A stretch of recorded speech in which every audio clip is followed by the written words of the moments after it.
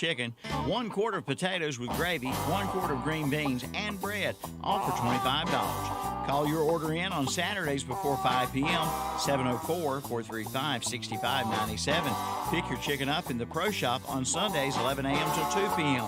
Again, get your chicken to go from the Cherryville Country Club each and every Sunday. Tee it up in the shadows of beautiful Crowder's Mountain at Crowder's Mountain Golf Course. Play and ride 18 Monday through Friday for $28 and $25 after 2 p.m. On weekends and holidays, play and ride for $38 and $33 after 2 p.m. Monday is Ladies' Day. Ladies play and ride for $18, and seniors play and ride Monday through Friday for $25. For your tee time, call 704-734-0383 for Crowder's Mountain Golf Course. Check out the $1 section at the Boston Pharmacy and Medical Center Pharmacy in Cherryville. There are many brand new items at the Boston Pharmacy location. And don't forget, at both locations, you can use their convenient drive-through window. You can even get your over-the-counter items through the drive-through. And they have vitamins including C and D and zinc to help fight off the virus. And remember, the grill is open at the Medical Center Pharmacy in Cherryville. Get your flu shots, too, at the Boston Pharmacy, Highway 18 North in Boston, and Medical Center Pharmacy, East Academy Street in Cherryville.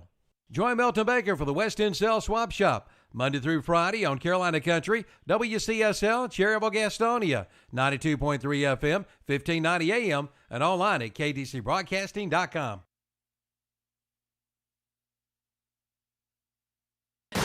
The game plays right here. Are you ready for some football? Your sports leader, WOHS Shelby, WLON Lincoln, and WCSL, Cherryville, Gastonia.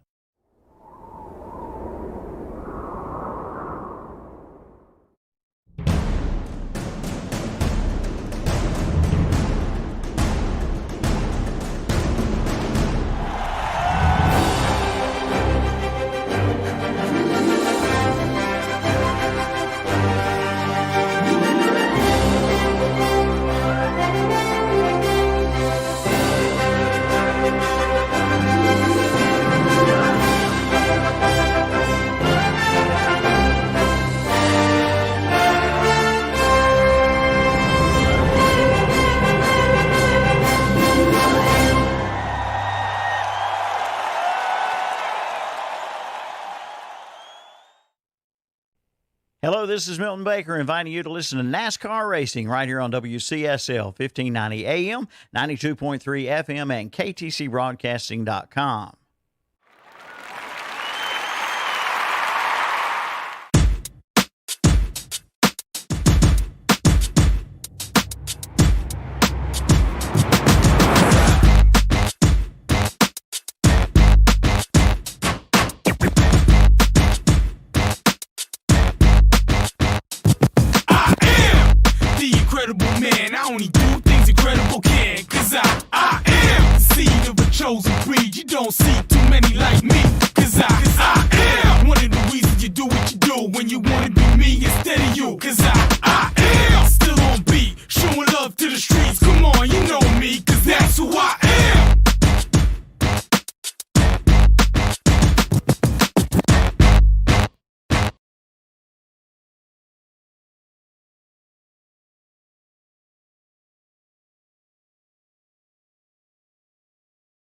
Reinhardt. Good Did y'all morning, just JP. turn me on? I barely hear. I got to turn my ears up. Good morning, JP. Good morning. If I can hear Yeah, it. turn that up. Tanner turns that all the way down when he comes in here. We got to find a balance there for you guys. Good morning, everybody.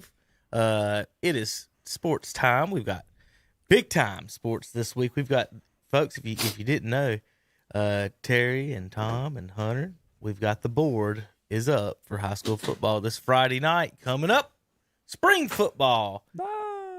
JP's excited. You're going to be cold, JP, so don't get too excited. Why am I going to be cold? You might be outside. Well, yeah, I know. I've been waiting, but you ain't saying anything, so. No, JP, you are going to be outside. Trust me. I've been talking to these coaches. You are going to be outside, so you better get you some hot hands or something like that. Oh, yeah, trust me. I used those the other day at work, so, yeah, I got plenty of them. KTC might have to buy some for our outdoor employees. Tom will be outside. We'll talk a little bit more about that in just a little bit. But none of this, we've got all kinds of things to talk about today. NBA, Major League Baseball, NASCAR, NFL, high school basketball, high school football. Tom, before we do anything, we've got to thank our sponsors up in Forest City today. That's correct. Friendship Chrysler Jeep Dodge Ram, 190 Oak Street Extension in Forest City, North Carolina, 828-919-3001. Friendship Nissan, 156 Oak Street Extension in Forest City, North Carolina, 828-245-1661. Go see our friends at Friendship. Tax time, get your rebate, down payment on that new Jeep Gladiator or that Nissan Rogue, Terry. Yeah. Get your taxes back. Go put yourself a down payment. Get yourself a new car for 2021. Tom, I guess I cannot do that. I have to pay. Pay what? Pay taxes? Yeah. Well, if you wouldn't dodge them all year, you'd probably get your little rebate back, Terry. Tell this man to pay his taxes. Terry, what you need is we need Thomas Borgello and the gang up at Friendship to send us a hat or shirt to wear here on the show, don't you? Terry is for sale. Yeah. He is advertising. You can. Where are you at? Speaking of that, Terry, I'm gonna have to adjust the lighting today. It's the first time you might have ever been on here with that hat on. So. Yeah. Getting a little shiny over in that bottom corner here if you're watching on Facebook. He does talk about thinning hair and people's hair because he hasn't started to lose his hair yet. I just hope I'm around long enough to where he starts losing his hair so I can just rub it back in his face, Terry. Oh, it'll work eventually in your lifetime. Well, we'll see about that. These young guys don't have to worry about that just yet. That's right. The baldness gene is, if you don't know, your mother's father. So that's where the baldness gene not come from your father's, but actually your mother's father. So this is a man who doesn't trust science too much, but now he's giving us a scientific explanation. What are you talking about? What do you mean? What am I talking about? He's not exactly DNA. The most scientific explanation for his conspiracy theories, but now he's got a scientific explanation for baldness, Terry. I don't know about this. I'm just telling you what the DNA says. All right. You can get dinosaurs from amber out of a tree, too. Yeah. Well, nice reference. Okay. Nice good morning, guys. We've got also, we're stuffing our faces full of breakfast this morning. JP's camera. JP, I tried to hook your camera up in two different ways, and that I'm not giving any more effort, so sorry about that. But what are you eating as far as breakfast this morning? I'm hoping the inside the box is a sunrise wrap. I haven't looked yet. Tell everybody what you brought. Yeah, well, last week, but I forgot, I was going to bring some salsa and sour cream. Well, this week I brought my salsa to eat with it. You think sauce and sour cream would be good with it, Hunter? For breakfast? Well, on the sunrise when you go to wrap. McDonald's and you get their On the sunrise burrito, wrap. you get salsa with it, and sometimes it's hot. So, I mean, I was going to see He's what it got tastes a like. thing of salsa in there, and I guess he forgot the sour Well, I'll tell you cream. what, JP, No, I you're didn't more bring the committed than me because salsa has never crossed my mind to have with this burrito in the morning. Oh, trust me, every time you go to Taco Bell for breakfast, they'll give you salsa. Huh. I have never thought to have that burrito with salsa. I like But then, Heinz I don't 57 know. on I my just don't know how breakfast. salsa and eggs is going to work It together. actually is really Oh, I'm good. sure it's Hunter. I mean, because you Think have about to that. remember, there's tomatoes in it. you there's can some order that peppers. at every restaurant Exactly. around town. Huevos, I don't know, the rancheros, ain't that what it's called? Wait, yeah, I guess. I don't know. I don't know. That might not be what it's called, but that isn't. I'm not Terry's having. like, I don't know. I'm not having huevos rancheros, but I am having a bacon, egg, and cheese on toast. Terry's got a big piece of liver mush. What else over there, Terry? I got bacon, I got toast, I got oatmeal, I got 2 scrambled eggs. It's pretty Lord, good. he went He's to got the weight 49 loss special yards. over there. Of course, all of this brought to you by Mitchum's Kitchen of Vale, 276-1155, 704-276-1155. Give them a call. Open 7 days a week. You name the meat, they got it up there. And ain't name the animal. They've got it in some type of form. And somewhere in your time going up there, get you a Northbrook tornado.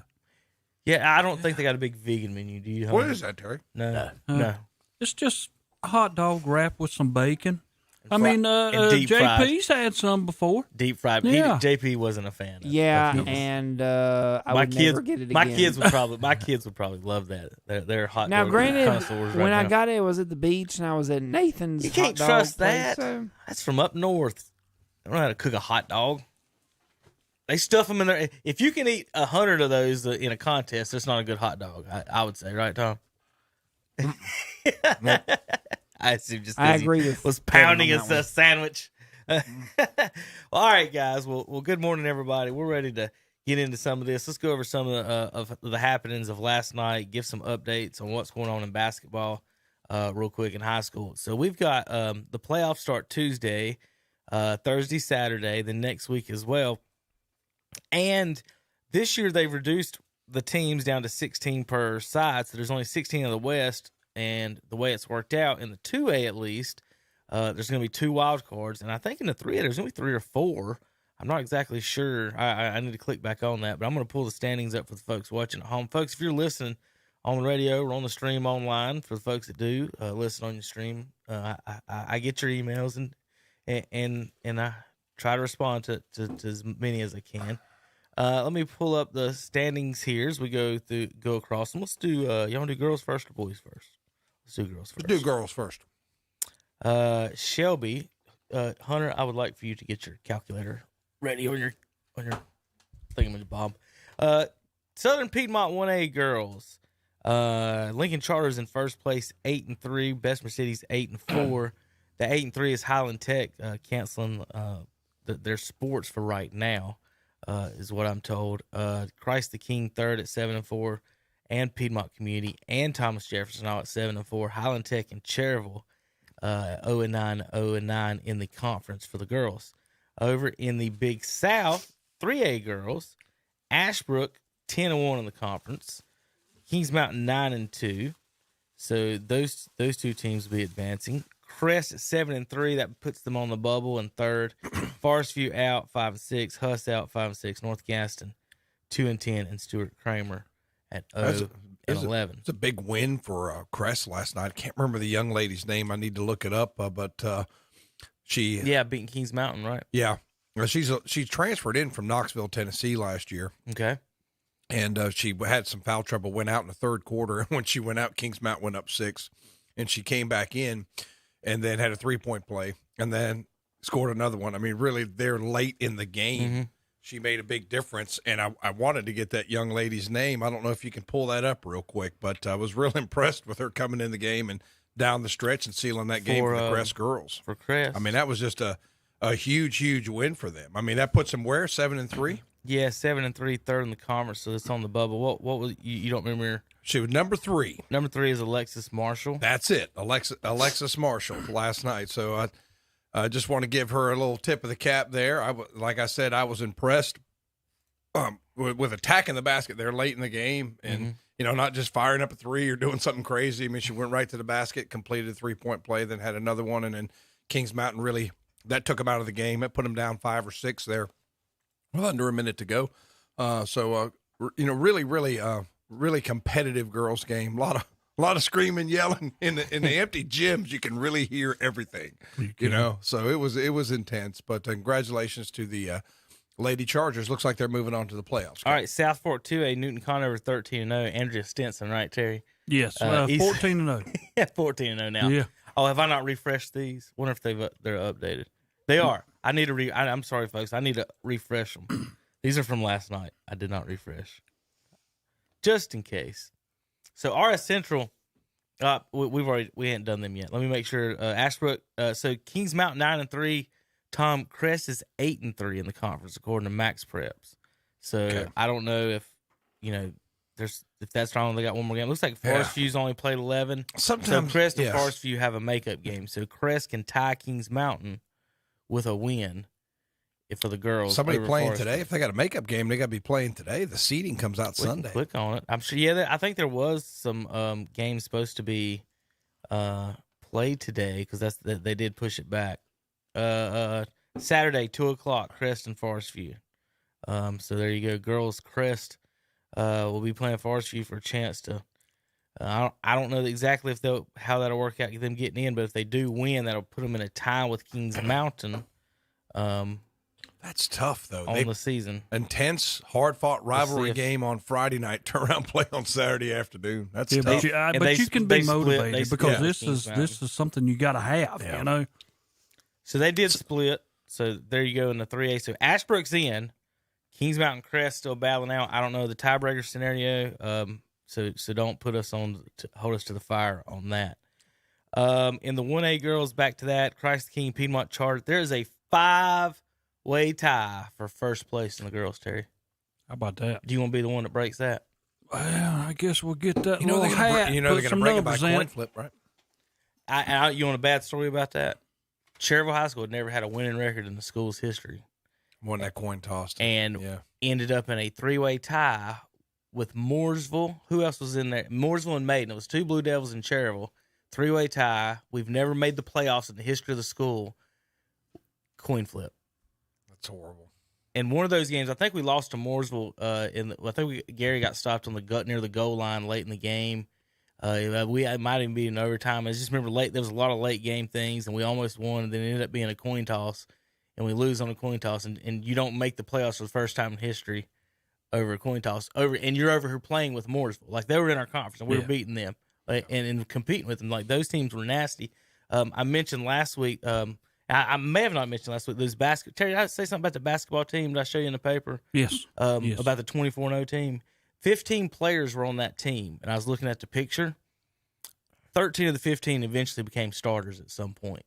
How the depth on that basketball team, and then that also transferred. That was the same on that football team, too, and then coin flip. And then now you got 5. I don't know how many they're going to take. It's supposed to be 2. I hate to lose. There's only 7 in the that conference. I lose from either pull out of a hat or a coin toss. Most points is Piedmont Community Charter, then Lincoln Charter. Christ the King. No. Bessemer's 3rd in points. Christ the King, and then Thomas Jefferson's in 5th in points. I don't know if that has any. I would do points whatsoever. allowed before I did points. Points allowed. Is that how you do it? No, I don't know. We're just They making can't that do. up. That's what I'm saying. I mean, not I was sitting here thinking, like, that's kind of No, tough. we don't know. Either way, whether it's the JP, we most got points mine scored eliminated or out the of least freezer. points scored, that's a tough way to be put out because that teaches you're going to have to do something different next year. I'm going to leave my starters in where they score no points. Right. You do not want that. What I like, and we don't have time to do it this year, is just do a play-in game. Yeah. You know what I mean? Just do a play-in game. It's like With 5 teams tied, I mean, you'd have to do more than one. that's what I'm saying. Yeah, you'd have to do more than one. Well- be like Saturday AAU. Yeah, that's true. That's true. I don't know. No, I have a drink in the freezer, JP. Will you please get it out of the freezer before I do something? I have to yell it out on air. All right, JP. All right, Hunter, over in the girls, last night you were up at Maiden hosting Lincoln, right? And how did the girls end up in that one? Do you remember the final that you I had? have no idea. Maiden won 40-29. I have no idea. I showed up at the JV boys' time to set up. Oh, Yeah, they play earlier. I keep forgetting that Lincoln County does boys and girls. Terry, is there a reason for that, or is the virus girls and boys? And No, they that. figured like they can put the girls in there and get their games over with, then daggum sanitize everything because they got them in sections. You know what I'm saying? I don't know if it was a into the busing gym, thing and you traveling can't or sit anything just like that. anywhere. If you're doing a JV game, you sit on this side of your stadium, and then if you're doing the other, you sit on the other side. So they can rotate it in and out. So I just want to be in the meetings when they come up with the rules for these things. Not to put my 2 cents. I do just like. to listen I and, do and like drink that the coffee in the JV corner. is set up to where it's just halves instead of quarters. Yes, I think it's better that way. It messes up our How long's the broadcast though half? because we can't. I think we it's like don't do 12, the girls. 12-minute halves. well, played- the deal with Lake Norman Charter last night, their girls got there late, so they had to delay the game. And I don't know whether it was from traffic or why, but they just got there late. And the girls' game started probably 15, 20 minutes later, so that pushed everything back, So Well, Newton Connor's 14-0, East Lincoln's 10-4. Looks like they're going to get in. Lake Norman Charter's on the edge at 9-5. Bandy's out at 8-6. Mandy's 6-8. West 5-9. North Lincoln here's 3-11, and Lincoln in 1-13. here's the biggest game, the loss by Lake Norman Charter, because with that loss, if they would have won, because Newton Conover and East Lincoln played last night, Newton Conover beat them 51-45. And if Lake Norman Charter could have beat West Lincoln, then they would have moved into a tie with East Lincoln. So this might knock Lake Norman Charter completely out of the playoffs. The West Lincoln game against Lake Norman Charter, they went to the fourth quarter. It was 47-43. Lake Norman Charter was up, and then they extended the lead to 58-51. But coming down the stretch, West Lincoln outscored them 19-0. in the last 5 minutes of the game. And Chloe Norman for Lincoln and is one little stud little girl. I mean, she can play defense. She moves well. She's quick. She can score. And she's a great dribbler. But she ended up with 32 last night for West Lincoln. Well, good. Well, overtime in the Southwest Athletic 2A for the girls. Shelby's 12-0, 14-0, over 108. And the math I want you to do real quick is 1,050 divided by 14. I want to see what Shelby ended up averaging on the season. And RS Central's in second at 10-2. They're in. East Gaston 7-5. East Rutherford 6-5. Burns 4-8. 7,500, and then 446 divided by 14. South Point 2-10. Chase 0-11. Burns 4-8. 4-10. Overall 75-32 is Shelby's average games this year. Terry, that happens a lot of times in girls, especially in the conferences. But once you get down to that Final Four and in the Final 8, that's when those teams that's going to get real tight and real competitive real quick, right? It is, and well, the more competition you play, the better defense other teams bring, and then you got great coaches out there. Hey, I played man to man all year long, and all of a sudden I say, well, you know what? Maybe they can't shoot the three. I've been watching film on them, and I'm just going to stuck myself back into a 2-1-2 zone or a 3-2 zone, depending on what you want to shut off, and it can change everything. All right, over in the boys, let me switch over to their standings. I have to refresh those for a second. So again, Tuesday night we'll have coverage. We think we're going to do the Crest game on Tuesday and maybe East on Tuesday, Hunter. I'm not sure. It depends if East what kind of travel that is. If that's too far, we'll just do North. If East is somewhere near, it'd be nice if East would play the 1 seed. Well, I figured Shelby. North would have a home game. Yeah, so. North's going to have a home game, so it would be nice. As I was going to say, if East would play Shelby and get everybody kind of covered. Well, I will say this: Brad Levine wants us to come and do every one of his games. Just keep coming back. So I mean, Coach Levine's been through a lot. I didn't realize he's battled a couple illnesses, including COVID lately. So. And he dropped some weight, and I just wish him a speedy recovery. I've known him for a long time. I've umpired with him, and I've seen him coach basketball for a long, long time. But he seemed healthy enough to give those officials down the road a couple times in that game last night. But, being an official, you would think he would keep it more quiet, wouldn't it, Tom? He does it in a way you can see some like experienced coaches who do it in a certain way. Right. Like they know how to influence without getting themselves a technical foul. And that's kind of what he does. I think at halftime, the fouls were 11 against Crest and 2 against Kings Mountain. And he gently let them know that half their points came from the free throw line and the fouls were 11-3. And it came out in the second half. So it started to change a little bit. So, and it depends on what kind of a coach you are. Yeah. I've known coaches like Coach Brown last night got a tee in the West Lincoln boys game. That doesn't surprise me. Well, no, that's what I'm saying. I mean, my deal is you can coach, but I've always was a coach. I'm just thinking, listen to you broadcast their games. That's why that don't surprise me. That's what made me laugh so hard. I mean, as a coach, I was always one that I always talked to the ref as he's coming by me. I never let everybody in the gym hear you. You know what I'm saying? And Jamal Brown, coach, he's loud. Yes. And, when he started hollering about a foul, he meant that was a foul, and he was letting everybody in the gym know. With there not being as many fans, he's definitely louder. It makes it even louder. Yeah. Louder. You should just said head coach. You didn't even have to mention technical. All you have to say was he was being loud, and I could figure out what happened. Well, every game I covered of West Lincoln, he was technical. In one of them, he was thrown out in the first period. First period, yeah. I got loud about coaching basketball kids one time. Was they let them travel a little bit. One kid pretty much tucked it like a football and took 27 steps through the lane for a layup. And I was, call the travel. That one just made me blow on that one. But yeah, RS Central and Shelby are both 11-1. Tom, I don't know the tiebreaker on that. Shelby might be the 2 seed, so Shelby might be coming to North Lincoln as a possibility. What a game that'd be. Yeah. That'd be a great game. And then RS Central is 11-1. They always got good basketball up there. South Point right on the edge at 8-4. I don't think they're going to get in. Burns 6-6. East at 3-9 apiece. Gaston and Rutherford. and Chase 0-12, 0-14. Now, Hunter, when you tell secrets around here, Tom loses his mind. What is he saying? Just letting you What know. is he saying? They're making fun of me. Lincoln No. Charter. I was 11 telling Tom to be quiet, but he kept on wanting me to listen. Okay. Professionalism, No, Tom. I'll tell you what. I'll tell you Lincoln what. Charter. Don't even lecture me about professionalism. Okay, don't even try it. Tom, Hunter last Yancey. time I checked, you were Hunter. the last one to show up to the office this morning. Yeah, because I had the longest day yesterday. I had was the wondering, longest Tom. That's day. what I was thinking. Tom, what do you say to the kids when they all show up with 17 seconds left before the start of class? Thank you for beating the bell.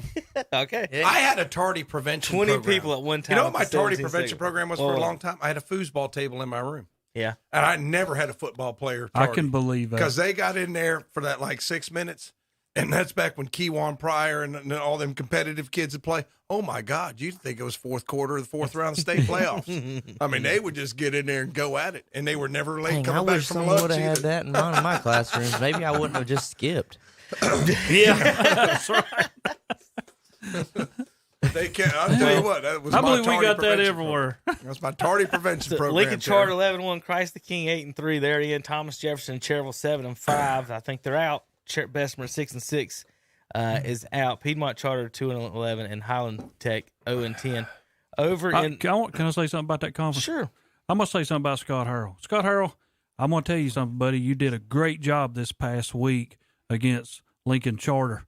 Them son of a guns had got beat earlier this year, 92-35 by Lincoln Charter. Yeah. And the other night, they switched the bubble and they beat them 80-70. And I'm like, what a win. I mean, I don't care. You know, you might not be in the playoffs, but sometimes there's statement games that you make. And a lot of people probably went to that game like, well, we know who's going to win this or just by how much.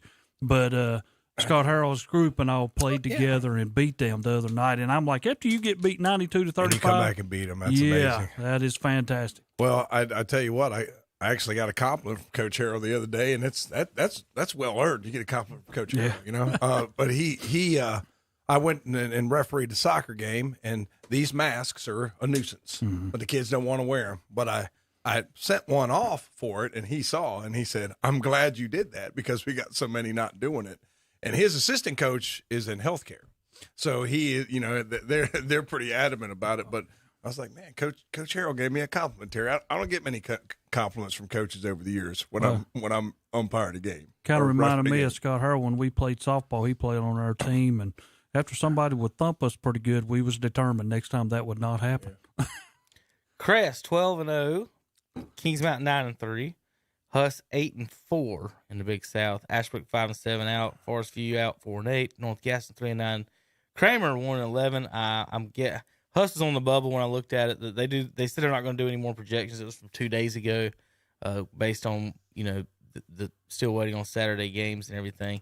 Over in the South Fork 2A, Hunter North Lincoln got the 1, East Lincoln 2, Lake Norman Charter there, like Terry said, on the bubble at 10-4. Lincoln and Maiden 7-6. You saw them last night. Newton Conover 6-8. Bandy's 2-12, and West Lincoln 0-14. I wonder who those 2 wins came against. West Yeah, Lincoln. well, they beat it. You know what? Oh, thank you, Hunter.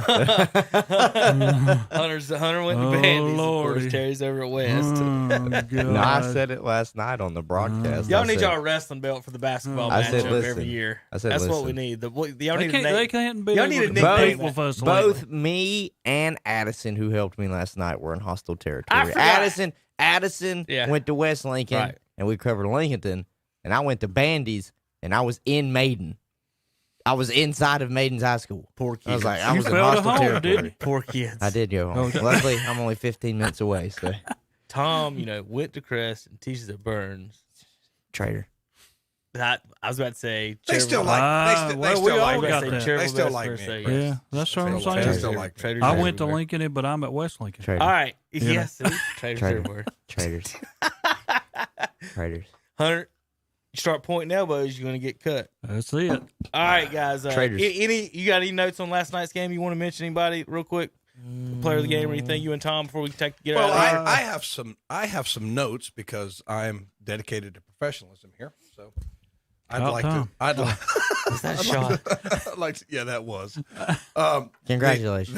The Kings, I got a cookie for you back there. You can get it when you're at the the break. Crest Kings Mountain game was nip and tuck for 3 quarters. Big stat here. Like I told you before we went on, Isaiah Tate held without a field goal. Did hit 7 free throws, and he only had 7 points. No Kings Mountain starter in double figures, Kevin. That was huge.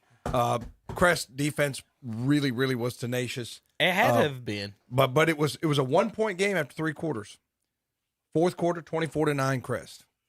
So, some of Levine's guys got into foul trouble, but when they came back in that fourth quarter, and Caleb Borders led all scorers with 16 points.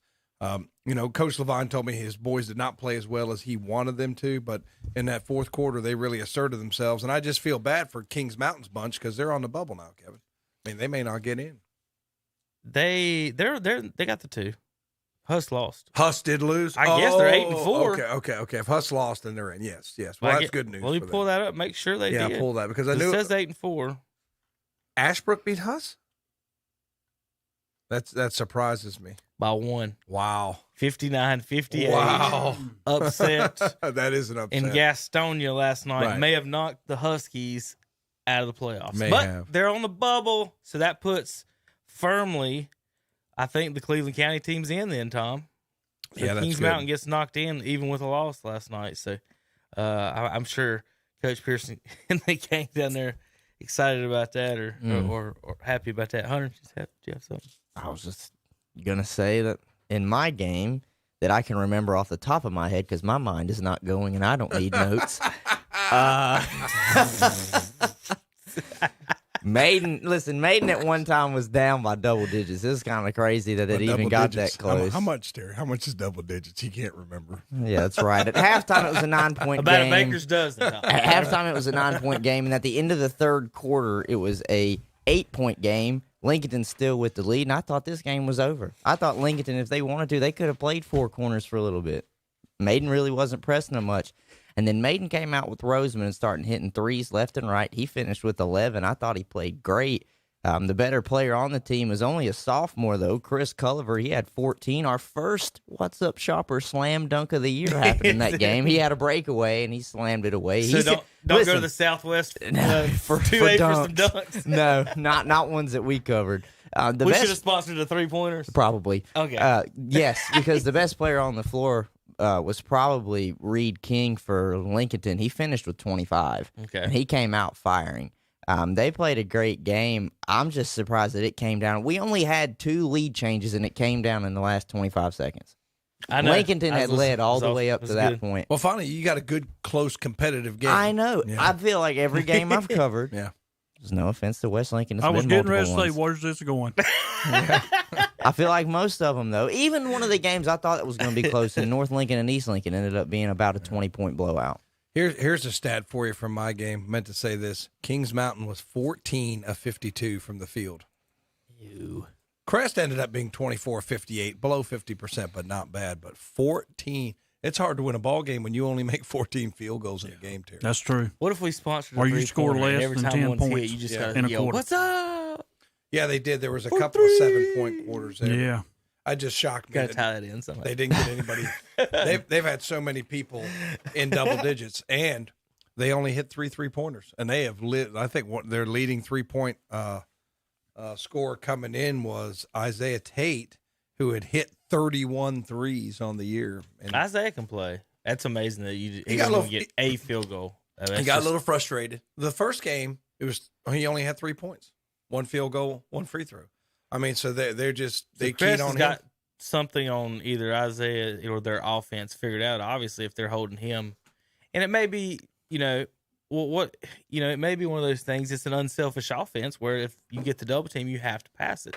Yeah. And it happens Forced lot a couple. less. He was Yeah. forcing it a little bit. Yeah. All right. Well, we'll see how they do in the playoffs. They're supposed to draw tomorrow, so we can't tell you anything about that, folks. So let's take a quick break. We're going to come back and give you next week's football schedule, and then get into the big boys sports in just a few months. We don't want to spend too much time. Next week, I'm going to be spending about 8 hours on high school football, so that's all I'm going to do.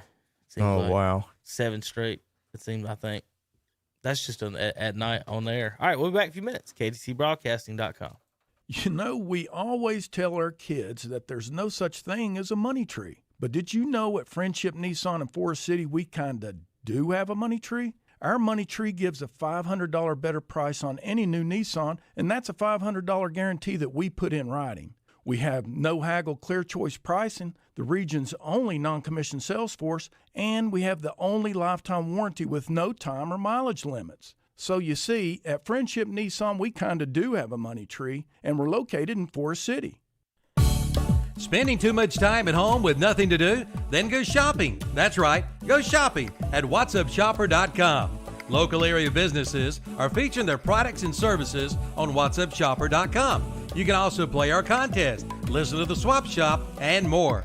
Make it one of your favorites. There are also valuable coupons from area businesses. And as they say, let your fingers do the walking and shop online at whatsupshopper.com. You'll love it. Man, it's already after 8 o'clock. Where in the world are we going to get a good meal this late? Well, at Hillbilly's Barbecue and Steaks, of course. I thought they were closed at 8. No. Now they're open till 9 p.m. Monday through Thursday until 9:30 p.m. Friday and Saturday nights. Plus, they're open Sundays for lunch till 3 p.m. Let's go. Hillbilly's Barbecue and Steaks, now with a new location at 305 South Main Street in Lowell. Serving the area since 1989. Online at hillbillysbbqsteaks.com and see their page at whatsupshopper.com. The Brotherhood plays here. Flying in, reverses it, up and in for two. Count it. Happy New Year indeed. We have you covered all season long for the excitement of Blue Devil basketball. Pre-game coverage starts 1 hour before each game. Jumps up and ties the game. Cold-blooded. Duke basketball can be heard here on the Blue Devils Sports Network from Learfield IMG College. Right here on the Boss, WHS in Shelby, WLO in Lincoln, and online at ktcbroadcasting.com. Don't miss the Golf Shop Radio Show this Wednesday from 11 to 12, presented by GolfKnickers.com, the leader in traditional golf apparel. Mark Greenheld and Matt Blanchard go from tee to green and everything in between. Welcome to the Golf Shop. Wednesday mornings at 11 o'clock on Carolina Country, WCSL, 92.3 FM, 1590 AM, and online at ktcbroadcasting.com. Take advantage of a special offer on the versatile Kubota BX Series subcompact tractor.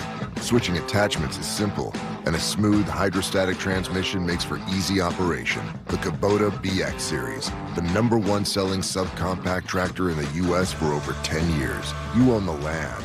Now, make it yours. Get the Kubota BX 2380 for payments as low as $99 a month. Your Kubota dealer is Parker Farm Service, 126 Bessie Drive, off Highway 74 at Oak Grove Road, Kings Mountain. And we're back. I'm sorry, more sports talk. Hey, and good afternoon, or good morning, good evening, and good night, JP. All right, how you doing, brother? You doing good? Hanging in there? You wake? Yeah, I'm all right. Who's eating his wrap? To be honest, I think Coach Pruitt's about to be on the phone. What does that even mean? Is your spidey senses tingling? I hope it is Coach Pruitt. He thinks it's Hunter, Coach Pruitt. don't get him talking about superheroes, okay? We've been over I mean, this. he was almost acting like he was predicting what was about to happen. That's awesome. Is he? Yeah, he should be on. Oh. Is there any type of introduction, JP? Here he is, the man, the myth, the legend, the coach of the terrible Ironman, Coach Pruitt. I'm so sorry. I'm so sorry, Coach. Hey, he's right on the money. All right, JP, never mind. You're doing a great job, according to Coach. Yep. JP will be taking your spot next week. I look forward to that. Okay. Well, you coached, I don't know if you heard last week, but he was the champion of the Super Bowl Pick'em. There you go. Well, can't hide talent is all I can say. You hear that, JP? That's one on your Come tombstone. on, Coach. Can't hide talent. Well, hey, the proof's in the pudding, Terry. There you go. All I right. mean, Oh, go ahead, man. Coach, you open up Friday night. Were you ready for some football? You got the Chase Trojans coming into town. It's been a long time for you guys, and it's weird, I guess, playing February football, right? It is. Get a scrimmage today at East Burke at 2 o'clock, and then hopefully get back 4 or 6 and trade some film, have a coaches meeting, get ready for Chase. Coach Cog will be his very first game on the sidelines at Chase. I know he'll be excited. And our kids will be excited to get opportunity to play just like we are today. We'll take each week, a week at a time, kind of hour by hour. You never know until you get on the bus who's going to be with you, and then hopefully go and do our best and play well each and every Friday. So we're excited about the opportunity, and hopefully we can get a full season in. Well, you real quick, you talking about the full season. How about you want to run down your schedule, kind of let everybody here know in Cherryville exactly what we're looking forward to for Cherryville Lineman football? And only 7 games this year. Yeah, we have 7 games. Scrimmage, I guess count as 8. We're 4-4 away and home. We're away today. Next 2 weeks we're at home with Chase, and then a conference game with Pine Lake Prep, and then we go to Highland Tech. The game with Pine Lake Prep, the second game of the year is homecoming, early obviously, but you want to try to get those things in. And then I believe we head over to Thomas Jefferson, and then we have community school at Davidson at home. And then when we have community school at Davidson at home, that's going to be our senior night. Okay. And then we'll go to Christ the King before Easter. We'll actually go on a Wednesday because of the holiday, Good Friday. And then, of course, them being a parochial school, they didn't want to play on Monday, Thursday, so we're going to play on Wednesday night. And then we finish up the year with last home game against Bessemer City. So, a quick schedule, but a great opportunity for our kids. And I'm glad to see our seniors get the opportunity to put the pads on. A lot of kids last year had their seasons cut short in the spring, and seasons are shorter, but we do have seasons, and we can be counting that as a blessing. So is that Wednesday, March 31st? Is that right? I think it's March 30th. Pretty sure. Okay. I believe it's March 30th if I know my calendar right, but I'm not positive. It would be a little foggy, but But Wednesday, but it is Wednesday.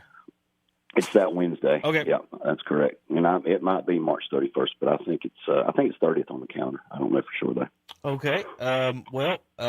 Coming up this week, as far as getting prepared, and how's the guys doing? How many you got ready? Are you going JV this week? People have all kinds of questions. Is there going to be band? Is there going to be cheerleaders?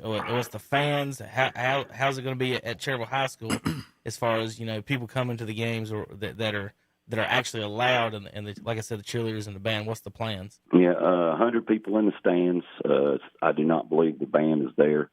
Mainly for our conference, our ticket allotments 80-20, 80 for the home, 20 for away. Chase's conference, I believe, is the opposite. I think they're all home, no travel. So this Friday, I believe Chase is not traveling anymore, so they can keep it consistent. And then for us, obviously with our team, we've got somewhere, depending on once we get to Monday, with our basketball group coming out there too, or hopefully we make the playoffs. But if we don't, then they'll start on Monday. But with that said, and I heard y'all talking about our basketball team, Coach Harrell, the improvement of our program this year through the kids through the season is unreal. And y'all emphasize that with the game against Lincoln Charter, but that's been true of us, playing Bessemer City the first time and then coming back and beating them the second, and just the competitive level of the team. So we're looking forward to getting those guys on the football field, and also them hopefully making our team a little bit stronger as well. But on Friday nights, if you do not have a ticket, you can't come to the game and get a ticket. The tickets are already pre-sold. Our allotment, kind of with our numbers with over 45 kids, and we do hope to play a JV game. We have a JV game on March the 10th scheduled. So, and if that is March the 10th, and I think you're right, March 31st would be a Wednesday night. But we do have a JV game with Mountain Island Charter, and we're going to try to utilize our 8-quarter opportunity. We have some sophomores that should be in the depth chart on the varsity level, particularly on the line. We're a little thin up front.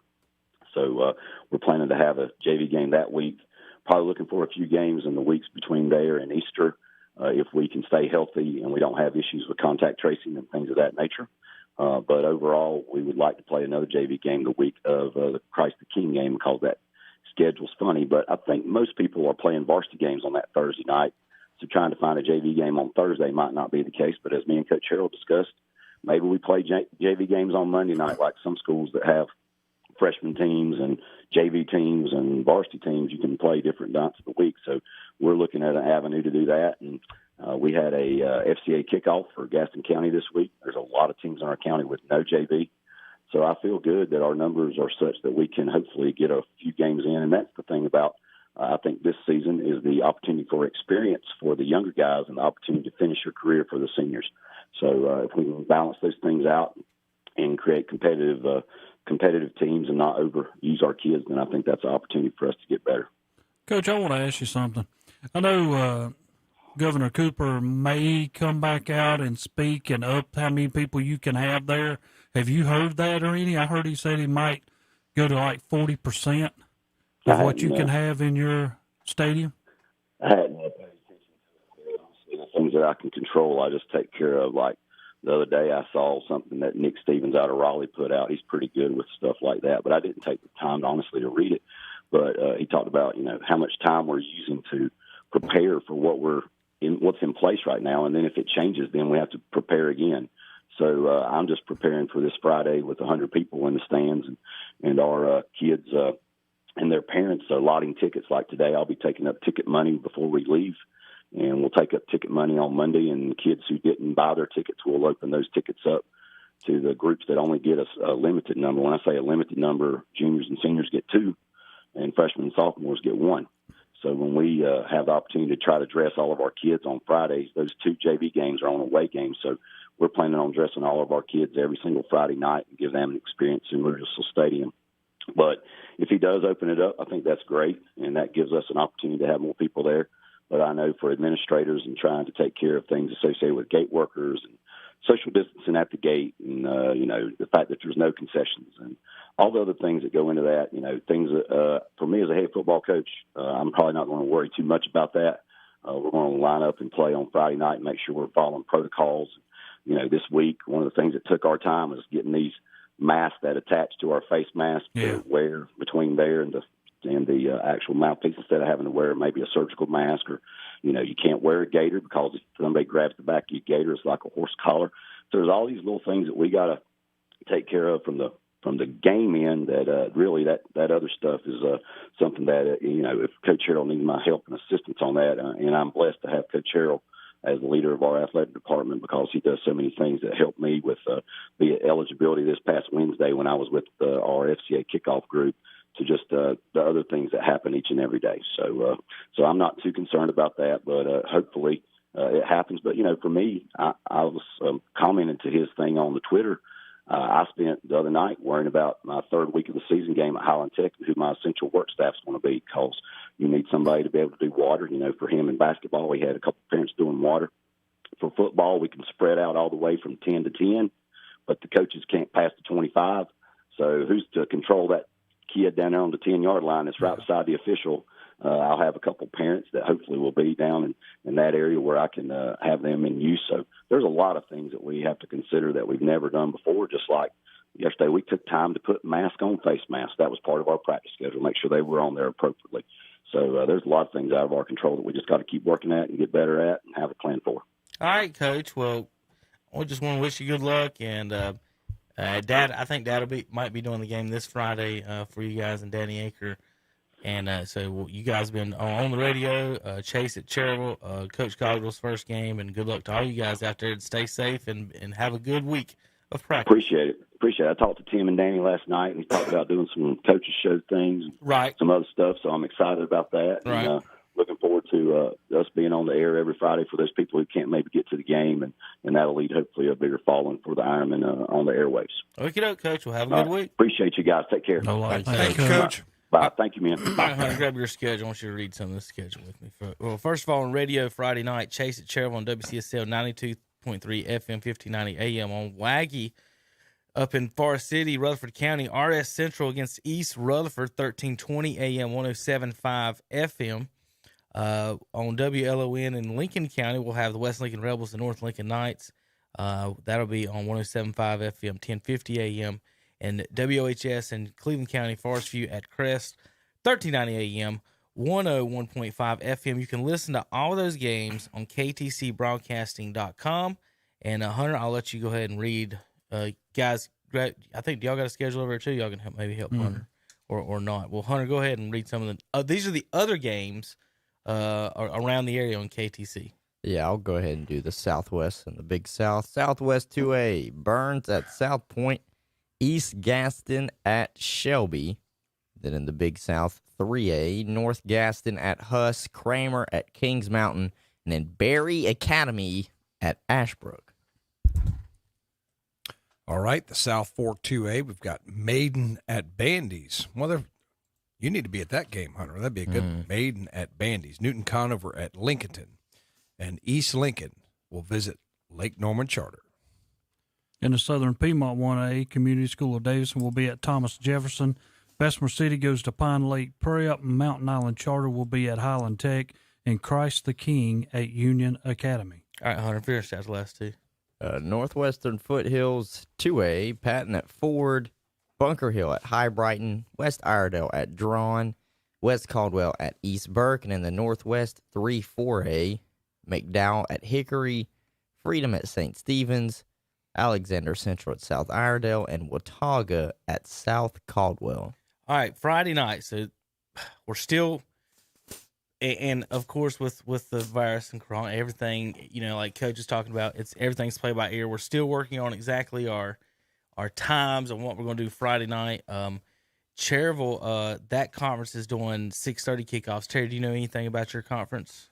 I think it's 7. Are they doing 7? I think. Well, don't quote me. Right. So, cause some of them. So, folks, the curfew's at 10. So, the 1A, that Southern Piedmont 1A is going to kick off at 6:30, not 7:30 this year. So, our broadcast schedules used to be 5:30 pregame till 7 o'clock, and then we'd send it out to the stadiums for the guys at the stadium to do their pregame. We're still working on the details on that because we don't know the kickoff times yet up at North Lincoln this week, Crest, and East Rutherford. Once we get the kickoff times, folks, of course, as always, we're going to post everything on Facebook and Twitter, all of our links, all of our times to everywhere. So you can listen to all 4 of those games. Now, what I'm going to do, and somewhere, so we're going to have a pregame show. Shannon Allen's going to be here, and we're going to pregame go through all the games and talk about the conferences and who's playing who and what to look forward to. Now, during the games, Hunter, during basketball, what we've been doing is doing a type of a red zone radio, trying to finalize and nail down the exact name on that too, what we're going to call it, but trying to come up with something catchy for the kids out there and the hashtags. But anyway, we're going to do some red zone radio Friday night, and what I mean by that, the 4 games that we have on KTC, I'm going to be on Facebook jumping back and forth between the 4 games live, so you folks can listen to whatever's maybe the most competitive game. If you want to listen to all 4 games at once, you can listen to us on the YouTube, on the KTC YouTube channel. I'll be going through all the games, updating live scores, and doing that as the games go. We're going to have reporters out at all the games, tweeting scores, and giving updates. We'll use some of those and put those on the air and give some live updates. And then on the post-game show, of course, we'll have all the scores, analysis, and talk to some of our correspondents out of the games to give us updates from the games on their way home. So it's going to be a busy Friday next week. We're going to be all over the place, hopefully, and I guess we'll be outside. What's the weather? What's the last weather? Anybody seen one yet? Is it supposed to rain Friday, Tom? It's supposed to be warm. It's supposed to be warm through the middle of the week, and then I thought I saw rain on Friday. Let me click on the most updated from my fancy phone here. Ooh, how about a Friday snow flurries? Is it? All right. High 44 degrees though, low 29. So if it's when's the snow flurry, in the morning or in the? I don't know if it's going to flurry. Well, apparently night because it's Saturday morning too. So, so I guess Friday night, Saturday morning snow flurries maybe. But I doubt by the time you guys are playing football, and it's definitely not going to be laying in the snow. All right, guys, you excited? Ready to go? Terry, any comments? Tom? I just hope they move it back to Thursday. It's going to be 60 degrees and sunny, whereas Friday it's going to be 45 degrees. Right. So it's going to be yeah, and it's supposed to be raining all weekend. Sunday, Monday, it's been raining a lot. Wednesday, high 64. That's a good day to play football, guys. We'll see. Yeah, rescheduling. Hopefully they move it back to Thursday. That'd be awesome if they would do that. All right, guys. JP, you ready for a break? Thumbs up. Do I get 2 thumbs up? Tom, real quick. I'm good. Our sponsor there. Friendship. Chrysler Jeep Dodge Ram, 190 Oak Street Extension in Forest City, North Carolina, 828-919-3001. And Friendship Nissan, 156 Oak Street Extension in Forest City, North Carolina, 828-245-1661. All right, folks, when we come back, we're going to, I don't know what we're going to talk about. We're going to pick a topic out of a hat between breaks, and we'll be back on KDCBroadcasting.com. Wouldn't it be nice if you could go look at a new car or truck and you didn't have to worry about getting caught up in those games that waste half your day? Well, Friendship Nissan and Friendship Chrysler Jeep Dodge Ram in Forest City is different because we're fast, easy, and transparent. We have over 300 new and used vehicles on the ground with clear choice pricing and the region's only non-commissioned sales force, and a free lifetime warranty on every new car. You better believe Friendship Nissan and Friendship Chrysler Jeep Dodge Ram is different, and you can find us in Forest City. Take advantage of a special offer on the versatile Kubota BX Series subcompact tractor. Switching attachments is simple, and a smooth hydrostatic transmission makes for easy operation. The Kubota BX Series, the #1 selling subcompact tractor in the U.S. for over 10 years. You own the land. Now, make it yours. Get the Kubota BX 2380 for payments as low as $99 a month. Your Kubota dealer is Park of Arms Service, 126 Bessie Drive, off Highway 74 at Oak Grove Road, Kings Mountain. Earn cash back on dinner while you listen to high school sports on the radio. With a Carolina Federal Credit Union Visa credit card, you can enjoy 1% cash back on every purchase. Carolina Federal Credit Union's Visa credit card has no annual fee and rates starting as low as 10.9% APR. Apply for a credit card online at carolinafcu.org or stop by the Carolina Federal Credit Union drive-thru for an application. Join Carolina Federal Credit Union, where we treat you like family because you are. APR is the annual percentage rate. Rates are subject to change, and an actual rate will be determined based on credit score. You'll be first on race day with a stop at Kings Mountain Auto Supply, 904 West Gold Street in Kings Mountain. You'll find a full line of auto parts. They've got it all, and they even carry racing fuel. So before you head out to the track, get your racing fuel from Kings Mountain Auto Supply. Give them a call at 704-739-0391. In addition to great prices, you'll get friendly and knowledgeable service as well. Kings Mountain Auto Supply, 904 West Gold Street in Kings Mountain. Open Monday through Friday from 8 till 6, Saturdays 8 till noon. Like them on Facebook too. For an Allstate agent, providing protection that fits your life is something that they take, well, personally. Allstate agents are committed to learning about your needs and personalizing protection to meet them. From bundling your auto, home, and life insurance with ease to evaluating optional coverage based on your protection needs, your Allstate agent can build an insurance proposal that fits your life. And you're in good hands. Contact Cherryville Allstate agent John Brown today for a free quote. Call 704-435-1920. Check out the Tuesday, Wednesday, and Thursday all-you-can-eat specials from the Captain's Cap Family Fish House. On Tuesdays, it's all-you-can-eat baby fried flounder for $10.99. On Wednesday, all-you-can-eat calabash shrimp for $10.99. And on Thursday, it's all-you-can-eat whitefish for $10.99. And Sunday is your choice of all-you-can-eat calabash shrimp or perch for $10.99. And the Captain's Cap is now hiring. That's the Captain Cap Family Fish House, 3140 Linwood Road, Gastonia. Voted again Best Family Fish House, Best Salad Bar, and Best Tea. The Captain's Cap Family Fish House. And we're back on Saturday Morning Sports Talk. I was distracted. You're right. You're right, Terry. You're right. We're back this morning, Saturday Morning Sports Talk. He's just over here hyping up a certain ball player that will not be named anymore on this show. What, you talking about Draymond Green? Was it that Harry Potter, he who shall not be named? That should be how we refer to that one, Mr. Triple Single over here. Tom, why don't you give our friends a real shout out real quick. Keyword is friend. Friendship, Chrysler Jeep Dodge Ram, 190 Oak Street Extension in Forest City, North Carolina, 3001, and Friendship Nissan, 156 Oak Street Extension in Forest City, North Carolina, 828-245-1661. Give them a call. With the rising gas prices, ladies and gentlemen, you might want to find yourself something a little bit more fuel efficient. Go ahead down to our friends at Friendship Nissan, Friendship Chrysler, Jeep, Dodge, and Ram of Forest City. With that, we're going to transition now from high school football in our last segment to professional football. Sure, the NFL is over for this 2020-2021 season, but now it's the off season where there will be tons and tons of headlines. And speaking of headlines, one was made yesterday as the Philadelphia Eagles continue to make a mockery of themselves. They have traded away Carson Wentz. That's your read on that? Yeah. Well, this is the reason why. I you know what I should have done is go back, Terry, I don't know how many years ago it was, and I said, don't cut the Super Bowl MVP.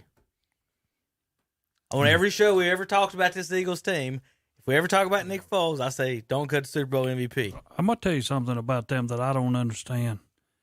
I understand you had two good quarterbacks.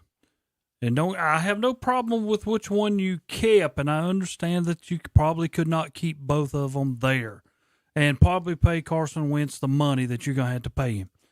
But to trade him to Indianapolis, now you're stuck with a running quarterback, and we know what happens there. They usually get hurt eventually. Ask Dak Prescott. And then on the back end of what you're talking about, then they cut Deshaun Jackson. They let him go yesterday. Yeah, they let Deshaun Jackson go. So I'm like, guys, are y'all like trying to compete with the Giants Here's for the dead funny last? thing. This is why I called them. Really, essentially, it's almost a clown show right now because Carson Wentz, the report is now, he didn't talk to Doug Peterson for almost 8 to 9 weeks last year. I don't know how that happens. You're the starting quarterback for a little while, and he's the head coach, but something was wrong there. And not only that, the reports are Philadelphia might draft a quarterback. Yeah. You just drafted Jalen Hurts last year.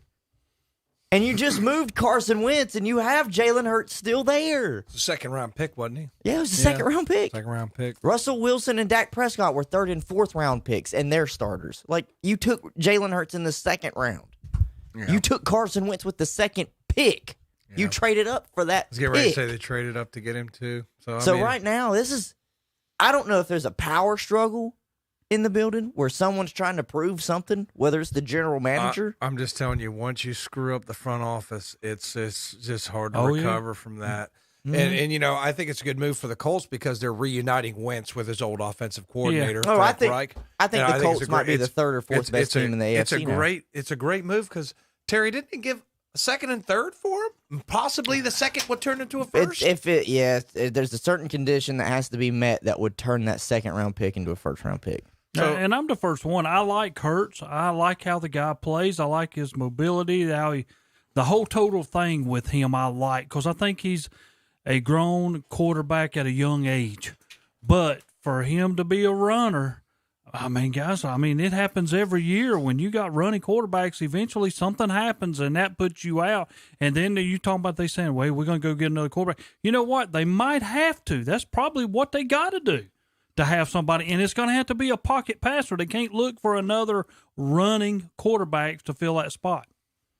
I don't know. It just seems like they win the Super Bowl. They're on a Super Bowl high. For God's sakes, that's the first Super Bowl they won in franchise history. Doug Peterson wrote a book about it. The next year, had a book out basically about what's I call like Fearless or something because of the Philly special or whatnot. They really went for it, and then from there, it's just boom. Now you're at rock bottom. Actually, I don't even know if you've hit rock bottom yet because you still won at least 5 games last year. Was you going to go 0-16 next year? 1-15? I was going to tell you. All I know is the quarterback situation in the NFC East is hot garbage all around. It is. Yeah. It is. Right now it is, yeah. Yeah. Think about it. The only one left standing because he still hasn't signed yet in Dallas is Daniel Jones. Yeah. Of the Giants. Right now, the best quarterback in the division is Andy Dalton. Right now, technically, the best quarterback in the division is Alex Smith because he's still under contract.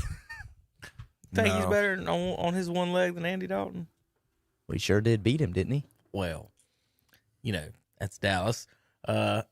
A little different. No, that's It a would be coaching different decision. if it would be different if Dak Prescott was signed. I could admit Dak Prescott is the best quarterback in that division. We already learning that this money quote everybody wants to pay these quarterbacks is not what's going to happen, y'all. And I can sit back and tell you, Dallas is not going to give Dak all that money. I have heard Bill Roethlisberger's not going to get his money. It's not going to happen. That's a different story. But I've heard with Dak, it comes down right now to a length thing. Dallas wants him there for 5. He only wants a 4-year contract because he wants a lot more of that money up front. We offered him what he wanted, and he turned it down because he wanted more money, and that's what we're not going to do. I got a trade for you, Terry. See what Hunter and everybody thinks. Dak Prescott for Sam Darnold. No. That was in the Jets. Still take Zach Wilson at 2, I thought. No. I don't know. See, we have to have something in Dallas. You already got Andy Dalton, which is a solid, good backup starter. If you have a good team around him, he's going to win. I don't know if the Jets want to pick up that kind of money though, because Jets. you would have to do a sign then trade, and you'd have to give Dak the money he wants, and then the Jets. I don't know. I'm trying to find somebody that's going to afford him. Somebody's going to give him $30 million. Yeah. Might be Carolina. Washington going to give him $30 million. Might be Carolina. I did mention to you that they're cleaning house. Deshaun, and they've cut 3 people this week. They've got $28 million now. They do. They cut a punter. They cut a defensive player. They cut Trey Boston, who's a great safety. Here's something that you got. You're talking about Andy Dalton. Andy Dalton only signed a 1-year. He did 1-year deal. But he has said that he would like to stay in Dallas and see Dallas is going to be good with this. We might give him Texas, another couple million. He might be starting in Houston. You know what I'm saying? How about Andy Dalton to the Pittsburgh Steelers, which I've seen? Well, heck, we're not going to do that. Terry, it don't matter what he's you think. He's a free agent. I know that, but we're not going to want that to happen. Oh, God. Yeah. You said you didn't want him, and then now all you of don't a want that to sudden we have no quarterback. There are teams coming out now that we didn't think had a quarterback problem that now have a quarterback problem. Or Andy Dalton to the Washington Redskins. Who's that? Dalton. No, who's that Washington team? The Washington football team. Oh, there you go. Excuse me. There you go. I'm sorry. I didn't realize you were politically correct. We do got to be right. A Washington football Americano team. There you go. Yeah, football the Washington Americano. football team. Yeah. I think Andy Dalton, he might, with that great defense there, Hunter. If Washington is looking just if we're looking for just a stopgap, I'm fine with him. And if the Saints don't re-sign Jameis Winston, I'm fine with that. I think I would like to just see what Jameis could do with what he would have. Winston? He can see now, Terry. Last time I checked, that makes a pretty big difference. If you can see that middle linebacker, he might not be throwing 30 picks a year. I don't know, but the one that's most intriguing to me right now is what Carolina has done in the past few days. The rumor is they might be preparing a package with multiple first-round picks and Christian McCaffrey to offer to the Texans for Deshaun Watson. Now, that's not even funny. That might not be funny, but Deshaun Watson for and you going to get Christian McCaffrey. They might throw Teddy Bridgewater in there just to sweeten the deal because they won't need him. I want you to think about it. David Tepper, so far, reports have come out that he was in conversations for Matthew Stafford. He was in conversations for Carson Wentz. Why would you do that? They offered Detroit the 8-pick, 5th round, and Bridgewater for Stafford. So they offer the number 8 overall, the 5th round pick, and Bridgewater for Matthew Stafford. That's too much for Matthew Stafford. The Rams gave him and the 5th. The Rams gave him way more than that. I know. Like, think about all the Rams that gave for Matthew Stafford, who's never won a playoff game in 11 years. All that. And to get Carson Wentz, it was a 2nd and a 3rd round pick. Detroit was considering the Carolina Panthers trade, but Stafford wanted to go to the Rams. He wanted to go to Los Angeles and not Charlotte. I don't blame him. It's L.A., but... Why would you bring Deshaun Watson into Carolina and give up all the people who can make him better? What do you mean, make him better? Supporting cast. I'm not seeing much supporting cast. I mean, he's got 2,000-yard receivers from last year. Two of the top receivers. I mean, just because you're losing a running back and Mike Davis filled in for the injured Christian McCaffrey last year and was fine. It's a running back by committee now. Anyways, we looked at it. What was it? Past 7 Super Bowls. The highest paid running back was $2.8 million. Not at Carolina. McCaffrey's your whole offense. Why would you give up your whole offense just to go get a quarterback? So the good news for the Panthers this year is, or anybody trading for Deshaun Watson, is this year's cap hits only $16 million. It's down, yeah. Next year it's 40, but this year, as far as making the trade happen, you got to go down. It's easy. It's very easy as far as money wise, and so the Panthers sitting there, they've actually got the money to do that. I think he wants to make a splash. I don't know what they owner. think on Dak, but why would if you're Houston and they got Stafford for that, what are you asking for? And then if you're Chicago, I mean, think about it, you could get Trubisky with the same number of wins, same year. This is the whole Andy Dalton better Cam winning Newton percentage thing. than Deshaun Watson. This is the whole Andy Dalton Cam Newton thing. Is what your perception of it is. Andy Dalton has the same number of wins as Cam Newton, drafted in the same draft. Everybody in the world will say Cam's better. Same thing with Deshaun and Trubisky. Everybody in the world will say Deshaun's better. Trubisky has more wins. Yeah. Same draft. Mm-hmm. And they'll call Trubisky garbage. And I'm no fan of him, but I might not be no fan of either one of them. But we talked this week. Remember what I said? It's weird how each team values their quarterback and the other quarterbacks differently. And every team's different. And that's where you get those weird trades, I think. Well, I sit back and I think of Houston, and I think of Houston with him. I think of with Watts, Clowney. They had a great team, and they did nothing. So it ain't Watson. Watson's a good quarterback. I'm not going to take that away from him, but he's a mediocre quarterback. He is in the middle. He's no great quarterback to have because he can hurt you. I wouldn't say he's mediocre. I'd say he's. Would you put him in top 500? I mean, what? No, I don't think. I think he's top 10. Top 10. I think it'd be fair to say he's top 10 quarterback, but I don't think he's top 5. See, and I've argued with that with people for years. Why are you going to mortgage all those draft picks? I mean, that's where you get your left tackle. Exactly. I mean, that's where you get your stud corner. I mean, it's just you've got to have something that goes with do it. that. You've got Bucky Brooks went on a show this week I listened to. He's an ex-scout, and they asked him. He said, "You were a college scout." He said, "Okay, if you're in the meeting room and they're talking about trading away draft picks that you work hard to scout for a known player, are you okay with it?" He says, "I'm fine with it." Those scouts, they want known players. Think about it. Me and you can sit here and say Teddy Bridgewater is as good as Watson. That's a lie. He is. He's as good as Watson. And that's a blatant lie. He's not as good. He is not as good as Watson. But Teddy Bridgewater, what I'm getting at, he's not taking you over the hump. Even if with me in Washington, I know we're a quarterback away, but Teddy Bridgewater does not take us over the hump. You see, Deshaun Watson would. Like a Bridgewater's like a Ryan Fitzpatrick. Pretty good, but it's not going to win. Not going to win you a championship. Yeah, has Watson won a Super Bowl? Last time I checked, he's won more playoff games than Teddy Bridgewater has. Oh, come on. Be like getting then why don't you trade down there to Atlanta and bring Matt Ryan up? Matt Ryan is going to be the highest paid player in football.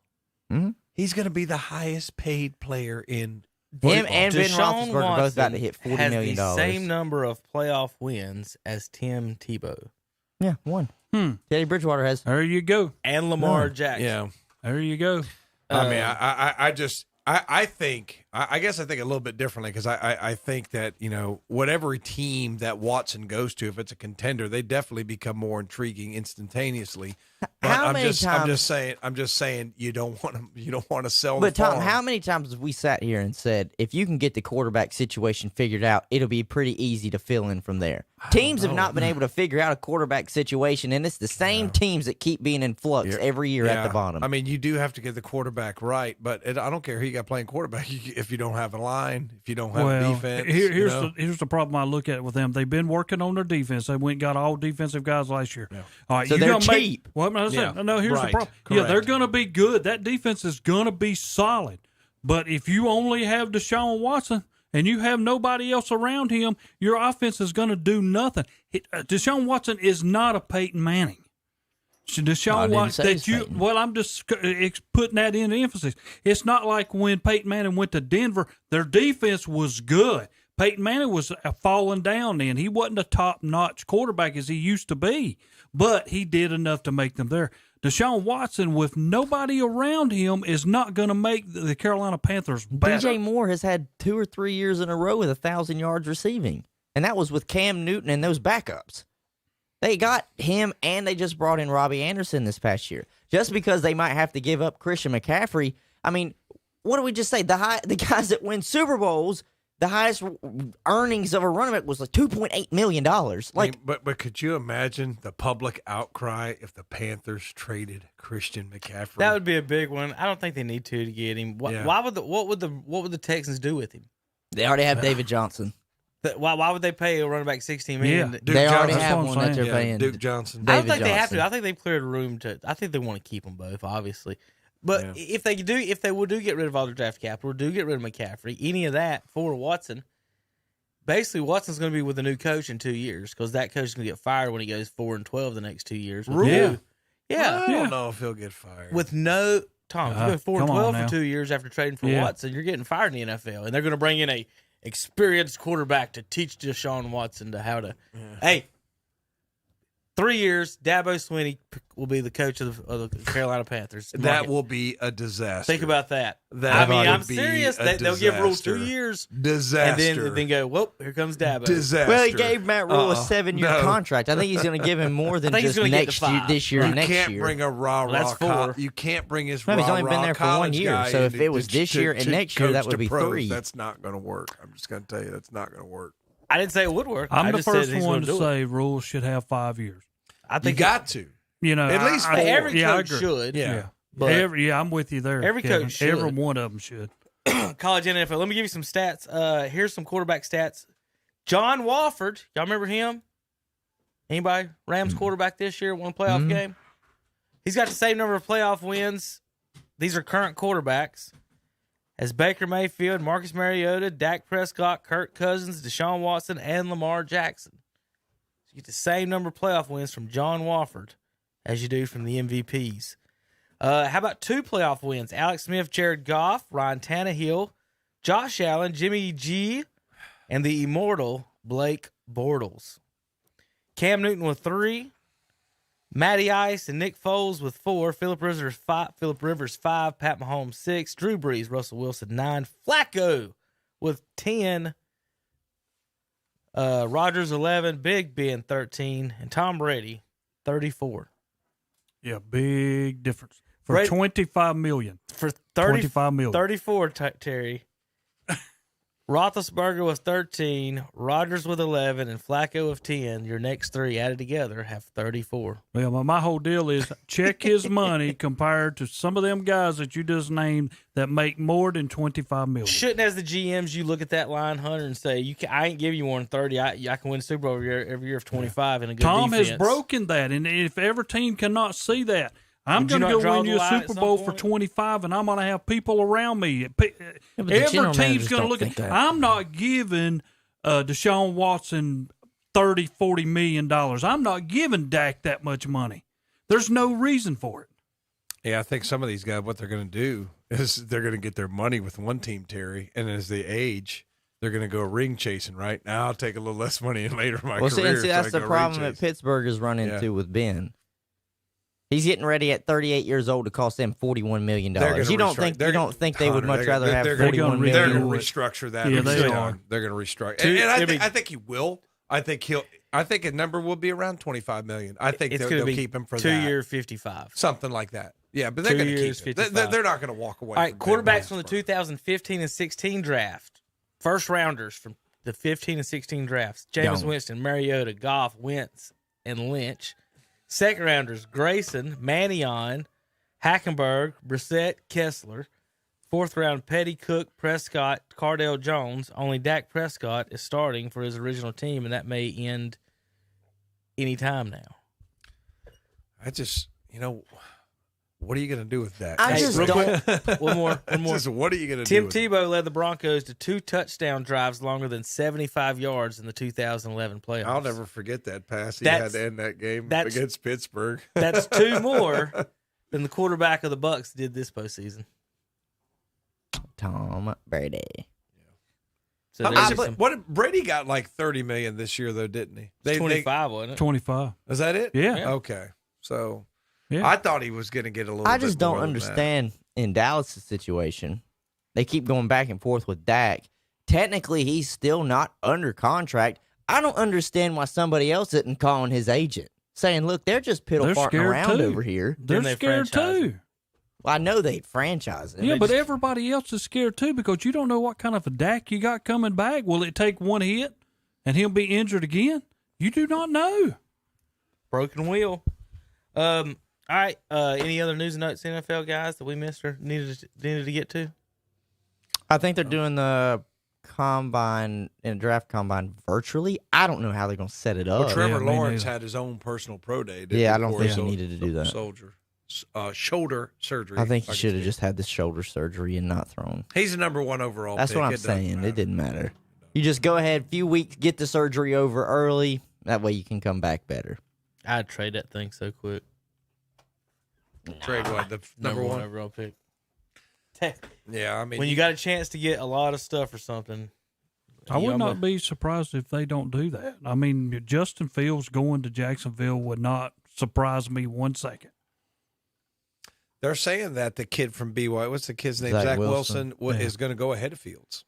They said that the thing about Wilson is McShay said Wilson's going too. It's either Jets or somebody who trades for him. He's just not. Like, he's not as thick as some of those other guys. You know what I mean? Do you know what I'm hearing people are drooling over now? He's got a baseball background. Because Patrick Mahomes has a baseball background. Oh, Wilson has a baseball background. I mean, he's athletic. I mean, he's really athletic. It's just you worry about a guy's a little undersized. If you're a Cowboys fan or anybody else's fan, Panthers, whoever, you want Trey Lance. I'm telling you. 28 touchdowns, zero interceptions. And I've heard that's what Dallas might do. What are you sitting at right now? 9? Dallas is at 10th. He'll be there. Yeah. Unless Carolina takes him at 8, he'll be there. All right, so CBS Sports real quick before we go take a break. They've got Lawrence at 1, Wilson 2, across the board, all 3 guys that they're doing the pick. 3's a bunch of different guys. 4, interesting enough, one of the guys has Caleb Farley from Maiden Blue Devils at number 4 up overall. That would help. One of the guys has the Eagles taking Farley at 6. And the other one has Farley going at 9. So everybody's got Farley in the top 9 of the NFL draft. Congratulations to him and his family. No lie. Kyle Pitts is up there in some of these. Justin Fields, across the board, they got Trey Lance at Panthers 200, 2 Justin Fields and a Trey Lance for the Panthers before you get to them. Mac Jones, I got one to Atlanta. I mean, I keep reading all these quarterback bust guys. Half of these guys, just pick 3 of them. 3 of them's going to be a bust. If you're going to pick 6 at least, so you want to make sure you pick the right ones. Washington got a Trey Lance, a Kadarius Toney, a wide receiver, and a J.C. I think that's the other one from Florida. J.C. Horn, the cornerback. Oh, cornerback. What have we got? The Surratt brothers. Overall, they're not first rounds. I think Chaz is a second round pick, 2nd to 3rd, and then I think Sage is 3rd or 4th. Give me. Which is still you getting drafted. Oh yeah, which is real good. It may work. No. That's not the button. I don't know. I'll tell you in just a minute, Terry. During the break. All right, we got to go. JP, are you ready in there? Oh, no. No. What's he doing? Is he asleep? Oh, now he is. Is he asleep? Yeah. Thumb come up real quick. That's a good one to take right there. If you got that on film. All right, Sage Surratt is ranked 110 overall, 17th wide receiver. So Sage is at 110 overall, 17th wide receiver. So them Alabama receivers who got hurt are going in front of him. Everybody's going in front of him at 17. It's you know what he would be good in a good spot, Terry? Kansas City. Oh man. They don't have a possession receiver. Yeah. Think about him out there running curl routes with those guys running by him at 50 miles per hour. I think he'd be fantastic in a speed. You got to have a possession guy. Kansas City don't. And I think that hurt him. Chaz Surratt sitting at 61st overall. So Chaz at 61, Sage at 110. Chaz at the 8th overall linebacker. So 61 late 2nd, 3rd round. Chaz, so Sage, anywhere, the Surratts will go, according to this, anywhere from 3rd to 5th round, but depending on who likes them, probably 3rd, maybe 6th if Sage falls. But I don't know about that. All right, JP, you ready? Thumbs up. JP, he's up. Not that finger. All right, we'll be back in a minute. KTCBroadcasting.com. When is being different a good thing? Well, at Friendship Jeep Dodge Ram in Forest City, our customers say we're different. Look at our Google reviews. They say we're different too. We have the region's only non-commissioned sales force. We use no haggle, clear choice pricing, and we have the only lifetime warranty with no time or mileage limits. When our customers leave, they say, "That was a great experience." And that's where we're most different. That's Friendship Jeep Dodge Ram, and we're located in Forest City. The NASCAR Cup Series. And we're racing at the Daytona Road Course. Returns to the World Center of Racing. Coming to the checkered flag, and it is not over yet. NASCAR's top stars square off. They make contact, and around goes Ryan. For an epic battle on Daytona International Speedway's grueling 14-turn road course. It's the O'Reilly Auto Parts 253 at Daytona. This Sunday afternoon at 2 o'clock on Carolina Country WCSL. 92.3 FM, 1590 AM, and online at ktcbroadcasting.com. It's a destination place. It's the new Sammy's Restaurant and Pub of Dallas. It's time to go. 6-ounce filet mignon, $21.99. 8-ounce filet mignon, $26.99. And big 14-ounce ribeyes are $21.99. Plus chicken wings all day, every day. And every Tuesday is Taco Tuesday with classic margaritas for $5. Corona or Corona Light, $3. Patron Silver is $7. And enjoy Sammy's brunch each and every Sunday. Sammy's Restaurant and Pub of Dallas, 130 West Trade Street in Dallas. Call 704-215-7461. Like them on Facebook, too. Your local train comfort specialist, Roland Black Heating and Cooling, has been serving Gaston County with quality-built train heating and air conditioning systems for over 45 years. Hurry and call today to check out the great deals on train systems offered by Roland Black Heating and Cooling. Whether it's commercial or residential, Train is there for you. Ask about your new, super efficient Train XV20i today. Call Roland Black for all the details, 704-865-1375, or go online at rolandblack.com and request an appointment. Again, call 704-865-1375. Roland Black Heating and Cooling, 501 East Franklin Boulevard in Gastonia. Remember, it's hard to stop a train. This Valentine's Day, are you looking for romance? Are you looking for a love story? Then pick up J.D. Kaiser's sequel to Katie Ann with her new novel, As the Sun Rises, Darkness Falls, or Does It? It's a special Valentine treat who believe that love conquers all. Take the enchanting journey this Valentine's Day. Find out more at jdkaiser.com or email her at jdkaiser.katieann@gmail.com. Like her on Facebook at JD Kaiser Author. As the sun rises, darkness falls, or does it?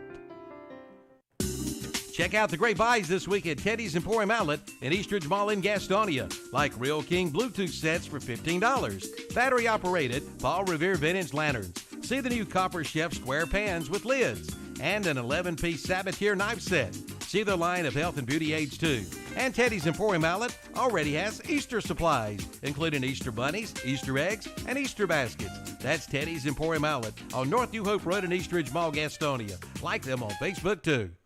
And we're back on Saturday Morning Sports Talk with Kevin and the gang.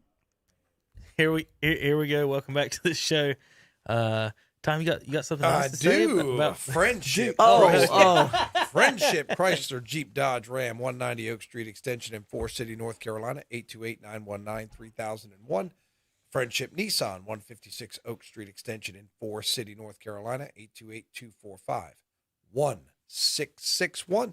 And then you have something else. You have something else that you want to say because I heard you just ranting about it. I'm pretty sure the world wants to hear about Coach K. I mean, I know a lot of people love him. I don't want to step on anybody's toes. I can't stand him. Never could stand him. Never will. He's not a Cardinal fan, folks. This is the Northern Ohio fan. Between his little, the way he treats officials and the way he treats other people is deplorable. Then he makes these feel-good coaching videos that they would make you watch back when I coached about how you can make a difference in people's lives and all that. I mean, to me, he's a moral fraud. Now, does he know basketball? Yeah, I'm not going to take that away from his greatness as a coach. He's a moral fraud, and all this, we're going to get guys in here for a year. We're a prestigious, elite university, but we're going to bring guys in here, and then if it goes bad, if we're not going to make the tournament, we'll just have guys quit. And it's ridiculous. Now, Jim Boeheim, I don't know if you saw, Boeheim said, they're better without this jerk, is basically what Boeheim said about this kid. So I don't know if that's a shot at Krzyzewski or a shot at the kid. Well, I'll say this. This is what's so crazy. Jalen Johnson, apparently, is supposed to be a lottery pick in the NBA. He wasn't even the leading scorer on the team. I I just, what we talked about is me. Well, Marvin Williams went second overall, and what didn't start. Corey Maggette was, I think, 6th or somewhere like he was top 10 and didn't start. Yeah. So it's all about potential. It's not. This is all going to the park. It's all going to the park, and the guys looking at you like, I'm picking this guy and this guy without ever seeing these guys play. But for me, it's about freedom. If you are 18 years old and somebody says you're good enough, you believe you're good enough. Now, if you fall flat on your face, I believe in opportunity, but responsibility for your decisions. Mm-hmm. So if you took an opportunity, it didn't work out. Say, well, son, you thought you were good enough at 18, it didn't work out. Now you're gonna have to go play in Europe, or you're gonna have to do something else. You're gonna have to work your way back. But that's you. If the kid wants to do that, let him do it. Why are these kids going to college, playing 3 or 4 months, quitting the team? Now I understand they're not getting paid. Krzyzewski's getting his $10 million, right? This kid's not getting his money. So I don't blame the kid for saying, well, I want to go do something else. But why are you there in the first place? Go play the G League. Go play in Europe. Enter the draft after a year. And let's be done with this. You want to know what it is? It's because they were sold. We're making a Final Four. We're going to make a championship run. That's what you sell these kids, and then guess what? It's kind of not happening. Yeah. And, oh, wait, we might not even make the not invited tournament. So, hey, I think maybe I just need to step aside. That not invited tournament might be pretty awesome this year. Look, it might be. He'll get invited, but he won't go. There's no way Duke's going to play in the NIT. There's no way. If they don't, it just lowers them even more than what they already are to me. So. Because North Carolina, what was it, back in the year after they won the national championship and they lost all their seniors, the next year was a real struggle. You know why? Because obviously you had to teach everybody that came in how to play. They made the NIT tournament. And I heard about it for months. Yeah. Obviously for months. Oh, well, North Carolina ain't no good, and they couldn't even make the tournament. Didn't that break their streak? Of that was the year that broke their streak of so many years making it. Now Duke's the one that, if they deny an NIT invite, I'm sorry, the NIT's not good enough for you. We're talking about Krzyzewski here. I know it's private school, huh? Come on. Come on. Jalen Johnson opting out. Here's Boeheim. Because he don't want to get beat, Terry. He don't want to get beat the NIT. No. Here's Boeheim. His back will act up. They got some back spasms. North Carolina didn't win the NIT. Here's Boeheim's comments. That guy was hurting them, so they actually are much better without him. He was just doing some things and keeping other people from playing that are good. Yeah. He said they've had 2 monster wins since he opted out. The team is playing good basketball. They've got good talent. You knew they were going to play out of this thing, and now they're playing well. Every game we play is a difficult game, a great challenge. We look forward to it. They got rid of a guy that wouldn't pass the ball to anybody and shot it every time, and that's why they're good now. Patrick Ewing can't say that, but I can. He lost 2 games for them by himself.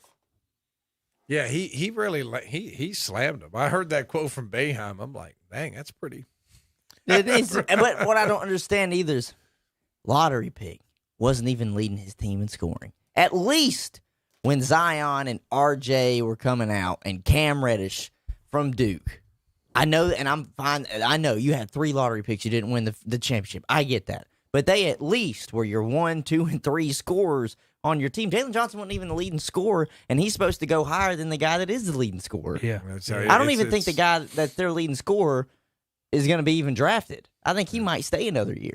All that aside, like I said, let the young man. Matthew Hurt. Yeah, and he was Matthew injured Hurt. for a little while. That is a shooter. He is a ball. He's a big kid too. Yeah, he's like 6'9". Yeah, and he'd shoot over the little guards guarding him on the 3-point line.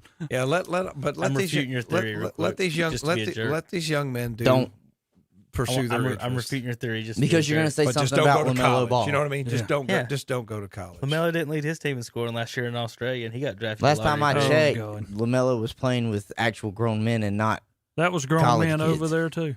Why didn't that guy that scored more than him get drafted number 1 overall?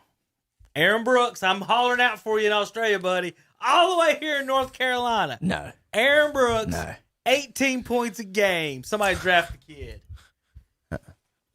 You just said he wasn't leading his team. All right, we're doing quick hits right now. Anything else on college basketball right now, guys? We're going to kind of jump around here to a couple of things because we got a big NASCAR segment to get to and talk about this week's broadcast schedule. Can I just say Ohio State, Michigan? Yeah, go ahead. Big game coming up. Ohio State. That's Sunday, 1 p.m. Terry, is that going to be on KGC? I thought y'all canceled the football season. Okay, it's not even funny. Michigan number 2, 3. Michigan number 3, Ohio State. Gonzaga, Baylor, Michigan, Ohio Take the State. picture of the final score and bring it back to Tom.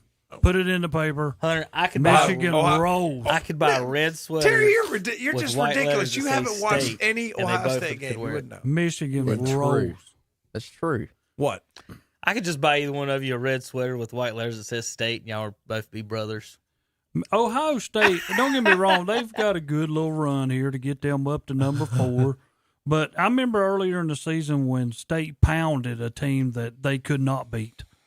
And See, that's the thing. Earlier in the season, because we actually have a coach, Terry. See, that's the difference.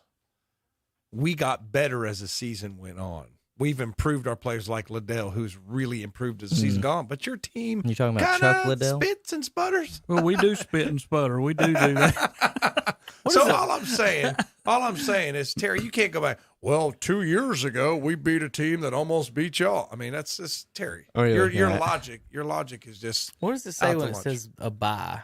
Last 4 byes. I'm not sure. For what? The NCAA tournament. Look on the bubble Bracketology. stuff. Yeah, it says last 4 Yeah. byes. What does that mean? That's probably is that the last 4 in? Last 4 in is what you should No, have. Then the the next last one's 4 last 4 in. There's last 4 byes, last 4 in, first 4 out, next 4 out. Yeah. I don't understand what I last don't 4 I don't know buys what language mean. this is. What that mean? They're just gonna get a bye to get in? I don't understand. Put it this way: they've got Carolina at the 11 seed, and they've got as one of the last 4 byes. Does that mean? I guess that means you're in. Is that in the play-in or something? Might I'm not be. Sure. I don't know. There you go. So, and I don't like I thought how that's they do what the the last play-ins. 4 in. I Last don't 4 either. byes. How does an 11 seed have to play in, but a 16 seed's Yeah, automatically but the problem in? is that 11 seed like Carolina would play a Stanford, where over here in this other bracket, We've already beat this Stanford. unknown college plays this other unknown college that nobody's never seen. Yeah. I Okay, don't so understand. your last 4 byes are Indiana, Xavier, Drake, North Carolina. Last 4 in Maryland, Minnesota, St. Bonaventure. We've got you a stranger of a guest just walked in just a second ago. Maryland, Minnesota, St. Bonaventure, and Stanford's in. First 4 out is UConn, Colorado State, St. Louis, Utah State. And the next 4 out, St. John's, Ole Miss, Syracuse, UConn and SMU. UConn could change theirs if they can beat Villanova today. That's a tall task. No, That's it a is. tall It task. is. I agree. So But they could 68 really team change it. bracket right now. They got A&T as a 16 seed. If you're for the local A&T fans, Gonzaga won, Baylor won, Michigan won. UConn hadn't and been the Ohio same. State. UConn hadn't been the As the same one- since How come Calhoun Winthrop's and all not that. ranked? Well, I will say this about Ohio State: they have to play Michigan, they have to play Iowa, they have to play Illinois down the stretch, all at home. But that's brutal. 3 losses, man. No, Hunter Yancey. Winthrop no, and no, UNCG are 14 seeds based on the bracketology right Winthrop now. is? Yes, 14 Winthrop seed. and They UNC 20 and 1 Greensboro on the season. are 14 seeds. Carolina's an 11 seed for you Tar Heel fans that were wondering about that. Tennessee's on a 4 seed on the bracketology at this moment. All right, JP, let's take a quick break. We'll come back. We're going to touch on some NBA. We got to touch on some Major League Baseball. We're going to get to NASCAR and Yetis Baseball coming up just a few minutes on KTC. You know, we always tell our kids that there's no such thing as a money tree. But did you know at Friendship Nissan in Forest City, we kind of do have a money tree? Our money tree gives a $500 better price on any new Nissan, and that's a $500 guarantee that we put in writing. We have no haggle clear choice pricing, the region's only non-commissioned sales force, and we have the only lifetime warranty with no time or mileage limits. So you see, at Friendship Nissan, we kind of do have a money tree, and we're located in Forest City. Has that appliance gone on the blink and you can't find the right part anywhere? Well, now you can, because Hendrick Appliance and Mattress Center in Shelby is the largest appliance parts supplier in this area. They can even ship direct to your home. Come on in now. Parts are in stock. And don't forget, they have a great selection of refrigerators in all sizes and priced to fit your budget. That's Hendrick Appliance and Mattress Center, 1241 East Dixon Boulevard in Shelby. Online at HendrickAppliance.com and see the page at What'sUpShopper.com. You're listening to the Wolfman Jack. I tell you, when I was a little kid, I was brought up listening to Alan Freed. Wolfman Jack. When I was just getting started, the hip thing was to say, "What's happening, Jack?" "Hey, Jack, what's going on?" So that was the hip slang, So being a horror classic freak like I am, I chose the Wolfman because it was a very animal-sounding name, and the name Jack because of the hip slang. "What's happening, Jack?" because Jack always knew what was happening. You understand what I mean? Wednesday, Thursday, and Friday mornings, 10 a.m. to 12 noon on the Balls. WHS Shelby, WLON Lincoln, and online at ktcbroadcasting.com. Man, it's already after 8 o'clock. Where in the world are we going to get a good meal this late? Well, at Hillbilly's Barbecue and Steaks, of course. I thought they were closed at 8. No. Now they're open till 9 p.m. Monday through Thursday and till 9:30 p.m. Friday and Saturday nights. Plus, they're open Sundays for lunch till 3 p.m. Let's go. Hillbilly's Barbecue and Steaks, now with a new location at 305 South Main Street in Lowell. Serving the area since 1989. Online at hillbillysbbqsteaks.com and see their page at whatsupshopper.com. Gaston County's premier flooring center is Carpet One Interiors, located at 2757 East Ozark Avenue in Gastonia. Seeing is believing at Carpet One Interiors in Gastonia, where you get a large selection at a low price with expert advice. Ask about their beautiful guarantee. If you don't love your new carpet, they'll replace it free. And right now, luxury vinyl plank is just $2.99 a square foot. Come see for yourself and refresh your home this year with a stop at Carpet One Interiors, 2757 East Ozark Avenue in Gastonia. Online at carpet1gastonia.com.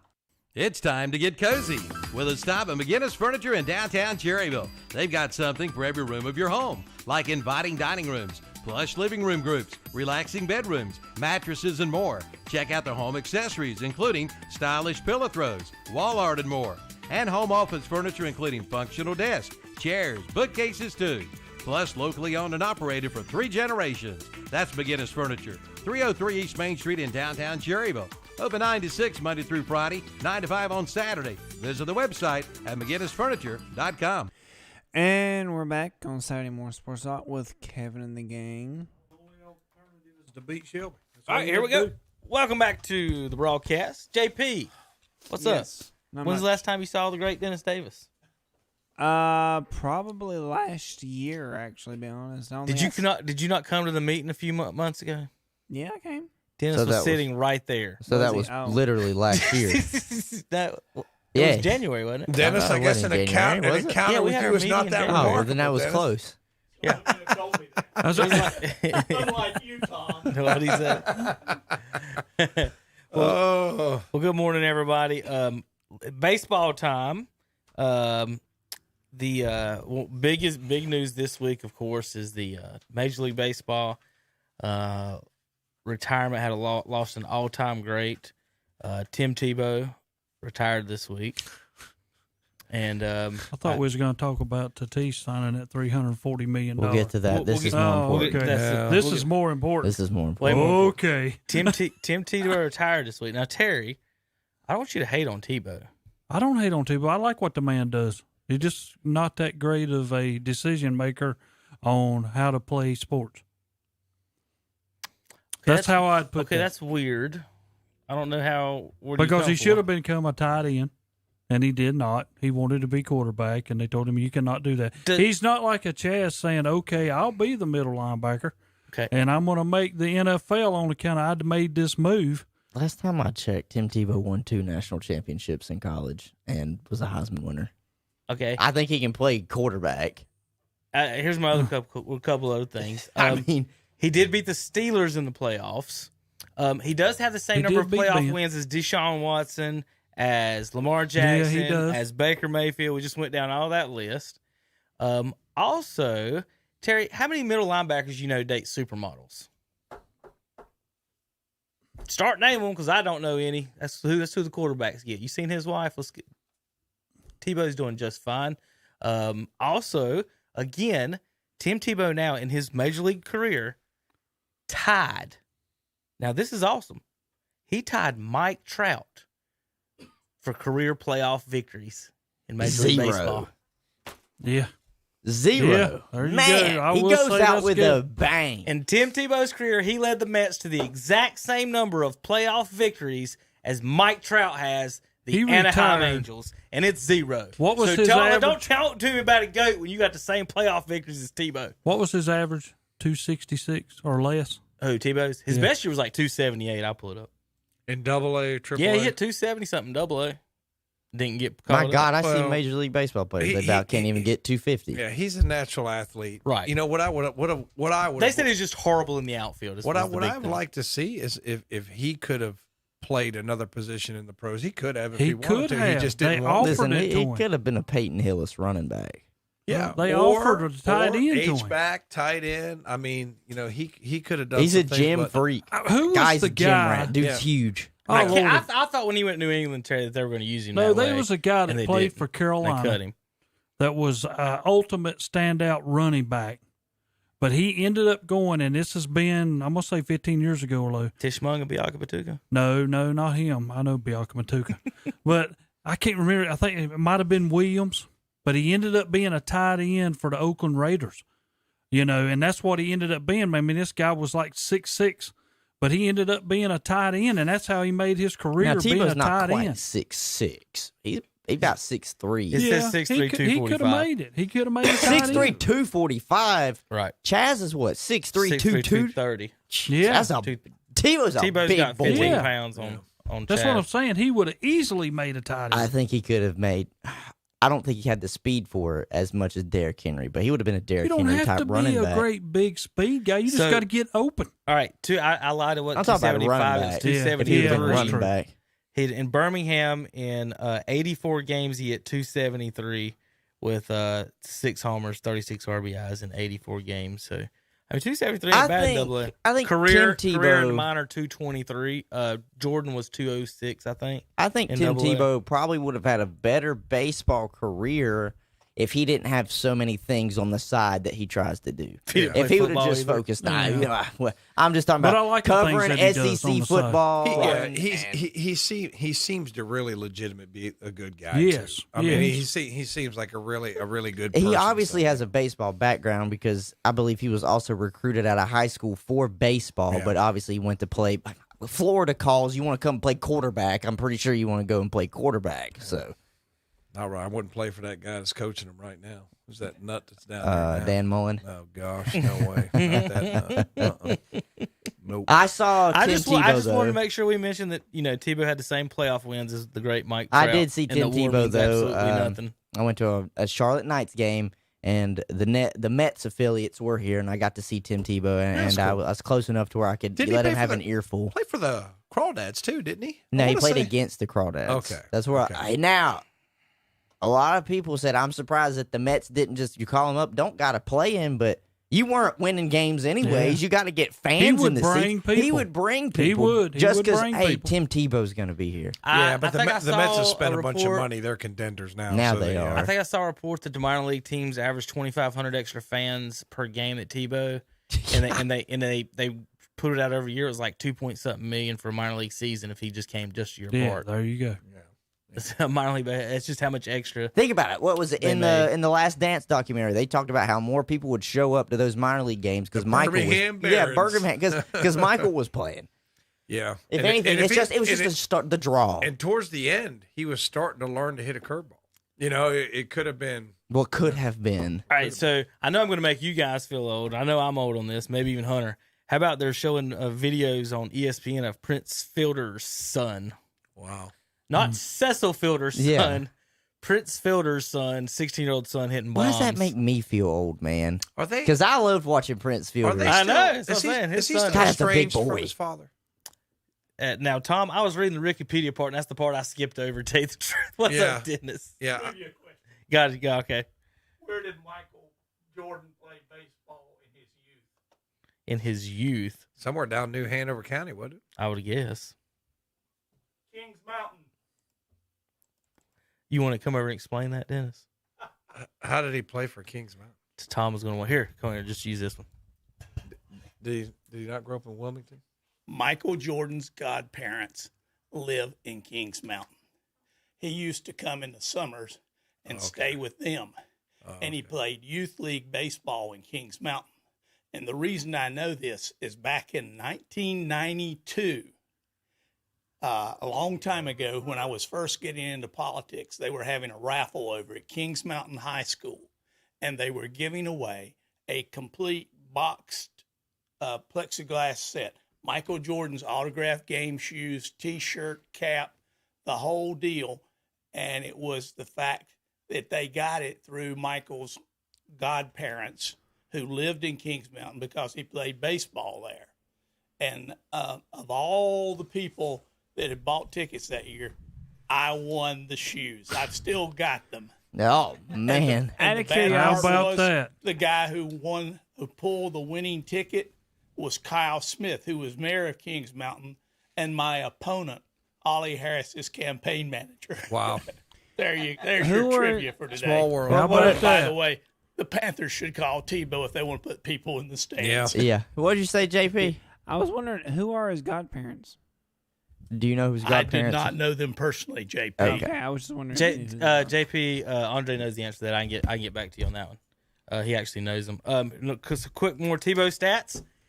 In his 940 at bats, Hunter, he had 100. He had 100 minor league games with 2+ strikeouts in only 940 at bats. Okay, in Tony Gwynn's career, in 9,000 at bats, he only had 34 2-strikeout games. Yeah, Tony Gwynn almost never struck out. Yeah, you're exactly right. 34 times in 9,000 on that. I'm just glad, like, we've lost greats of the game, Hank Aaron, Tommy Lasorda. You're just glad we lost greats of the game? No, and we didn't talk about them. But how much time have we talked about Tebow today? Oh, I know. Hey. We didn't talk nothing about Tommy Lasorda or in the Hank middle- Aaron, in but the- we talked 20 minutes He about didn't Tim die. He Tebow. retired. In the middle of me talking about Tebow, Tom, I got a text that said "Great show today," so I don't want to hear it from that side of the table right now. All right. Okay. right. I'm just saying. We do have just to say, saying, and Dennis you know, is just throwing saying. in the Just help Hey, too. I'm glad Dennis come in. I learned something today. There I you did not go. know that. All right, so I'm marking that off. All right, JP, let's take another break. We got to come back. We got to finish up NBA, NASCAR, and Yetis baseball on KTC. Wouldn't it be nice if you could go look at a new car or truck and you didn't have to worry about getting caught up in those games that waste half your day? Well, Friendship Nissan and Friendship Chrysler, Jeep, Dodge, Ram in Forest City is different because we're fast, easy, and transparent. We have over 300 new and used vehicles on the ground with clear choice pricing and the region's only non-commissioned sales force, and a free lifetime warranty on every new car. You better believe Friendship Nissan and Friendship Chrysler, Jeep, Dodge, Ram is different, and you can find us in Forest City. The Tar Heels To the right baseline. are here. Floats it way up in the air and in. Catch the 6-time national champion Tar Heels in action He got it! 0.3 of a second. all season long. Toward left side. He's going to go hard, heavy. Contact. Got the basket and the foul. Holy cow. Right here on your home for Carolina basketball. Right here on the Boss, WHS in Shelby, WLO in Lincoln, and online at ktcbroadcasting.com. There's something new each week of the new Jumpin' Jeds in downtown Boston coming in this week, and check out their new exciting store. They have over 100 Billy Jacob prints in stock, plus just arrived new pottery and local grown honey, and see their line of primitive furniture and the beautiful Amish-made hickory rockers, and keep warm and cozy with Amish quilts, hand-stitched right here in the good old USA. That's Jumpin' Jeds, downtown Boston, open Tuesday through Friday, 10 to 6, Saturdays 9 to 3. Call 704-312-6513. Like them on Facebook, too. Hear that? That's a brand new Shindawa chainsaw from Hojo Power Sports and Equipment in Shelby. And right now, Shindawa and Husqvarna chainsaws start at just $199. That's right, only $199 for a brand new chainsaw. And while you're there, see Hojo Power Sports and Equipment in Shelby for your trimmers, blowers, and sprayers. Get ready for spring with a stop at Hojo Power Sports and Equipment, located at 110 Grigg Street off South Lafayette Street in Shelby. Online at hojopower.net and see their page at whatsupshopper.com. Where's the beef? It's at LDP Farms on Highway 18 North in Bellwood. Where's the beef? Come on in now for farm fresh beef at LDP Farms in Bellwood. Steaks, roast, and hamburger meat. Get your favorite cuts today. And now available, skillet meals. Heat and serve in just 10 minutes.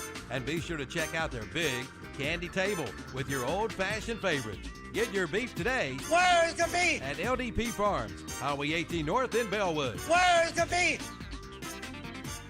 The dining room at Mitchum's Kitchen in Vail has reopened. That's right. You can come in and sit down and enjoy a great meal from Mitchum's Kitchen in Vail. The dining room has reopened. Sure, you can still get takeouts, and sure, you can go through the drive-through window. and now you can come in and sit down and eat. Mitchum's Kitchen is open for breakfast, lunch, and dinner from 7 a.m. till 8 p.m. Monday through Saturday and 7 a.m. till 2 p.m. on Sundays. For orders to go, call 704-276-1155. Mitchum's Kitchen, Highway 27 west of Lincoln at the Highway 274 intersection. Again, the dining room is now open at Mitchum's Kitchen. And we're back at Saturday Morning Sports Talk with Kevin the Games and Danny Aker. I think he's still sitting in there. Yeah. Football. The Reverend, if you will. Welcome back, JP. Soccer. Good morning. Good morning. How are you? I'm good. All right. NBA action, Hunter. What's your NBA news and notes this week? Nets beat the Lakers without Kevin Durant and Kyrie. We made this point a few weeks ago. Nothing in regular season matters. I know. It does not. But I'm just saying. So the Nets did beat the Lakers without Kevin Durant and Kyrie, but the Lakers also didn't have Anthony Davis. Yeah, and he's out for what, 2 or 3 weeks now? I think it was 2 to 3 weeks. He aggravated something in his calf, but also re-aggravated something in his Achilles. Well, and I'm gonna tell you how much the NBA means, because the Boston Celtics are 15 and 14. Guess what? They're in 4th place in the East. That's how bad the NBA is. I mean, I think they put 2 seasons back to back so quick that this one right here means nothing. At least until the first you half. until you get to the playoffs. Well, and you don't even know what the rest of your schedule is. Well, They're doing it now. There were five teams in the East are over 500. But remember, there were players as well that were saying they were probably going to take the first month or 2 off of this season. That's how much they really didn't care about the beginning of the season. They do not. Let's just make the playoffs 500. You know, in the comments this week from some of the players, they obviously the NBA regular season's changing. The money's different. There's so much money coming out of China that, you know, they're getting to the point. If they can have a season without fans, how much money's actually coming out of China? How much shoe money is actually involved in all this? If they can sit there and say, well, we won't reduce ticket prices by 10%. We're going to how you raise ticket prices every year and then have seasons without people in it. And they'd be fine. And then be fine. No, the salary caps, is it going down next year? I think they said at least next year, but I don't know how much of a hit it really is. Well, when the backup centers like Cody Zeller are making $10 million a year, I think they're going to be just fine for a little bit, and they're getting their money from somewhere. And I think we all know where it's coming from. In the West, Terry, there's 9 teams over 500. Yeah. Out East, 5. Utah is and the reason I was getting ready to say, there you go, Utah, because Utah's never been there, so they're not going to step back. I mean, you know, they can be the number one. Pedal to the metal, and they're just going to keep trying to win all these ball games. I just hope they don't get burnt out. We talked earlier. Bears really playing well. We talked earlier that Paul's really going to make Phoenix a contender like he does about everybody. We'll see, in playoffs. I like him with Booker. I like Devin Booker. Devin Booker's a basketball player. I saw him hit a step back 3 in that game highlights. I was like, man, he still looks like he's 22 years old. He can still play. I mean, just a great guy too. Great work ethic, great leader. That was a good pickup for the Suns. I think go ahead. Matchup-wise is what's obviously going to come down to in the playoffs. I think the Suns could possibly upset somebody. I really do. Where are they sitting right now in the playoffs? They're 18 and 10. 5? Okay, so what is that? That would be the 5-4 matchup? Portland right now. They can beat Portland. They can beat Portland. As much as I love watching Damian Lillard, that'd be a good game. But I can't remember. I can't remember who they beat the other. He hit the buzzer beater the other night. He had like 43 points or something. He's really. We had two guys go off last night. I think it was for career highs. I know Jamal Murray got 50, and somebody else got 50. I cannot quite. Oh, Joel Embiid, he got 50. Yeah, but Jamal Murray had 50 and shot no free throws. 0 free throws. Yeah, 0 free throws. That's a baller, dude. I loved watching him in the bubble last year. 21 of 25. Think of that. That's a good night. Yeah, I would say so. I think that was the first time, too. Those are the stats that I like seeing. 21 out of 25. Not when this guy scores 50 and he's 13 out of 37. So you mean efficient? Actually, 21 out of 25. That's what you like. Math in my head, that's 84%.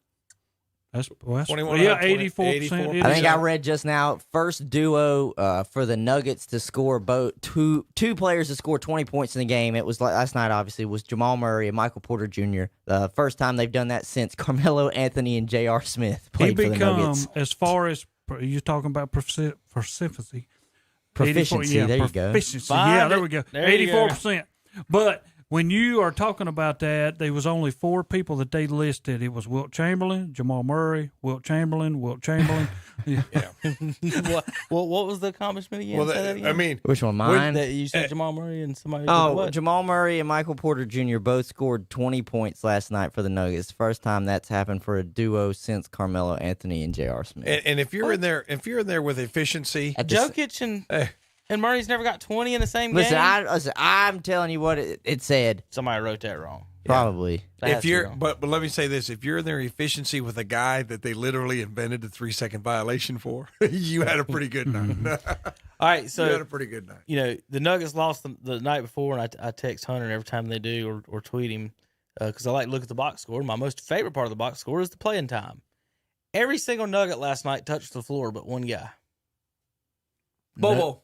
Trade him. I'm so tired of it. I'm going to go off Monday. I'm going to say every cuss word in the book, and it's just insane. Look, I'm going to name you the Hall of Famers that are getting minutes right now for the Nuggets. Facundo Campazzo got 28 minutes last night. Isaiah Hartenstein got 11. Marcus Howard had 2. JaMychal Green started, played 1 minute, and he's out. Bobo can't get 2 minutes. R.J. Hampton, I don't know that guy. I think he used to work down at the local hotel. Monte Morris, the South Carolina upstate, awesome that guy that is. I left something Whoever out. Zeke Najee is, Vlatko Kanker, and Will Barton. I read that wrong. I was correct on most of it. It was scored 20 points in the first half. So they both had 20 points in the first half. First period. Last period to do it was Carmelo the and guys JR. in the local poker hall down in somebody's basement. Kevin, I'm gonna go play poker with Vlatko. There got to be something he's not Zeke, doing in practice. JaMychal, Marcus, Isaiah Harton, and Facundo. They couldn't make the starting lineup at It's just like Tom's family reunion.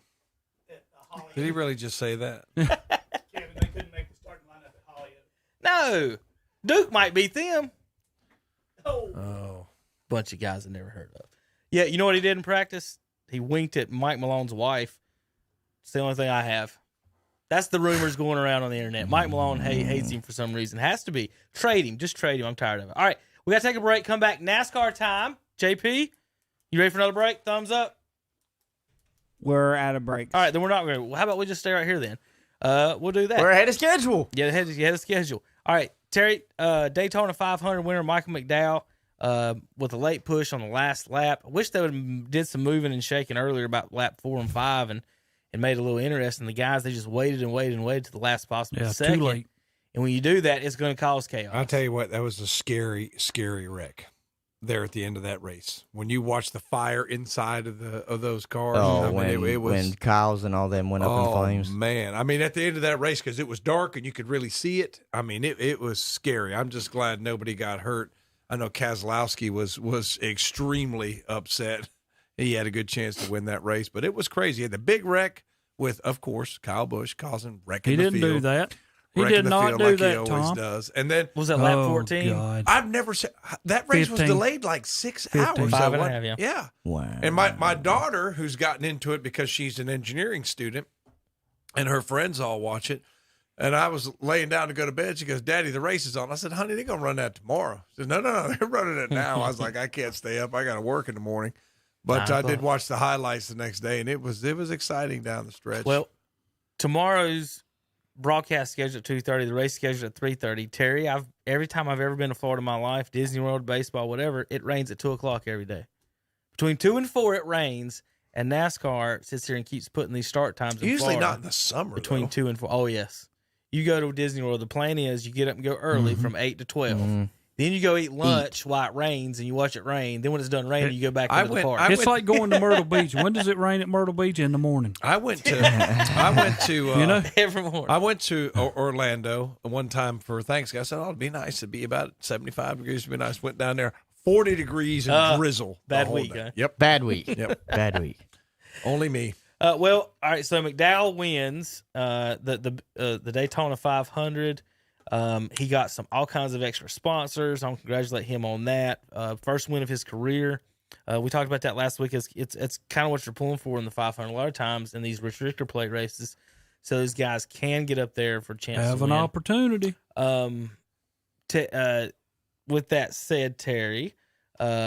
I know you hate this week's race that you say you're not a fan of the road races, but they are redoing in Daytona again for the road race this weekend. Truck race last night is pretty decent. Sunday's lineup. Ben Rhodes with win last night. Starting positions for tomorrow's race: Chase Elliott, Michael McDowell is in the 2 spot. Chase Elliott's where? Oh, up front. Okay. Oh well. Sit back and watch until you get to the end. Austin Dillon 3, Denny Hamlin 4, Kevin Harvick 5, Ryan Preece 6, Corey LaJoie 7, Kyle Larson 8, Chastain 9, and Bubba Wallace 10. Tom, your boy Cole Custer's in the 13 spot. Is Kyle Busch in this race? Don't worry, Tom. He won't win. Oh, well, he might move up. He'll finish ahead of Kyle Busch. Well, speaking of that, he's 1 spot ahead of him in the qualifying. Kyle Busch is 14. Now, I will say this. I think Cole Custer, based on what I saw, the bits and pieces I tuned in the last week, I think he's going to have a decent year. Oh, yeah. Yeah, he's up and coming. He's not. For the whole year? For the whole year. I think he'll have a decent year for the whole year. I'm with that. I can't look at him because he looks just like one of my friends from school. And he was a goofball. Yeah, he just every time I look at him, I just start Netflix laughing. just dropped this new show called The Crew. Okay, and it's supposed to be about a Charlotte and whatnot. It's about a NASCAR crew. It's supposed to be funny. Cole Custer makes an appearance, and so does Ryan Blaney. I thought I'd throw that out there for Tom because I know you're a Cole Custer fan now. I'm telling you, he drives the number 41, which is my old number back in the day. So I got to pull for Cole Custer. You got an emotional connection. I do. I'm so proud of you, Tom. I do.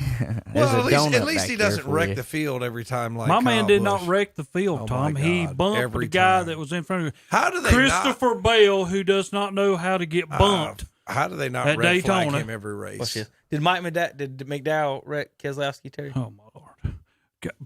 Brad's got to move out of the way. I just want to see how consistent he is on Kyle Busch and McDowell. All I heard was he wrecked me for the win. Yeah, right.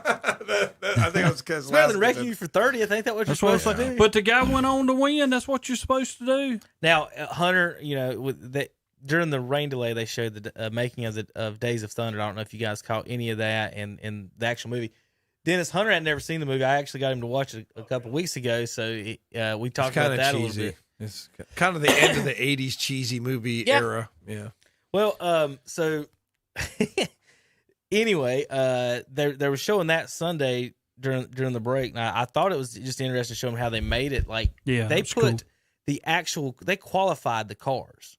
Like, those cars they had 2 cars that they qualified on Sundays with real drivers. Bobby Hamilton was one other guy, and I can't remember the other guy's name for anything. In fact, the other guy said he's in the record books, but there's not in the record books. He's the only guy to ever qualify the same car twice for a race, just for shooting the pictures. Is that they wanted more action pictures, and then after the shooting was done, they had like a week left. Well, they missed all the wrecks in their shooting and filming on their cars. So one car would be spec in the race, and the other car would be full of cameras, and they would run like 80 laps, something like that. And the other one car would go as much as he could just to get the film. But at the end of it, they were out of film, and the movie was over, and they didn't have any wreck footage. So Rick Hendricks brought all those cars they brought in back to Daytona for like a week of filming, and all they did was wreck cars for a week. So those last shots, they were talking about wrecking all those cars. He said they just go back and paint over them, and send them back out. That's awesome. Cars came from Ken Allen Racing in Shelby, North Carolina. Ken Allen Racing in Shelby, North Carolina. Dennis says a lot of the cars came from. And I thought that was funny. How I didn't know they qualified the actual cars. I just thought they were shooting during certain times and cameras and everything. But I thought, Terry, to have them guys out there racing like that, it's weird today. Just thinking about all them, being out there. Would NASCAR allow that today? Yeah, that's a good question. As specific as everything has to be, would that be allowed? All right. That's so NASCAR tomorrow from KTC. JP, read the schedule real quick. I don't think we have it on today, but I'm not sure. You in there? Yeah, I'm in here. Yeah, he's in here.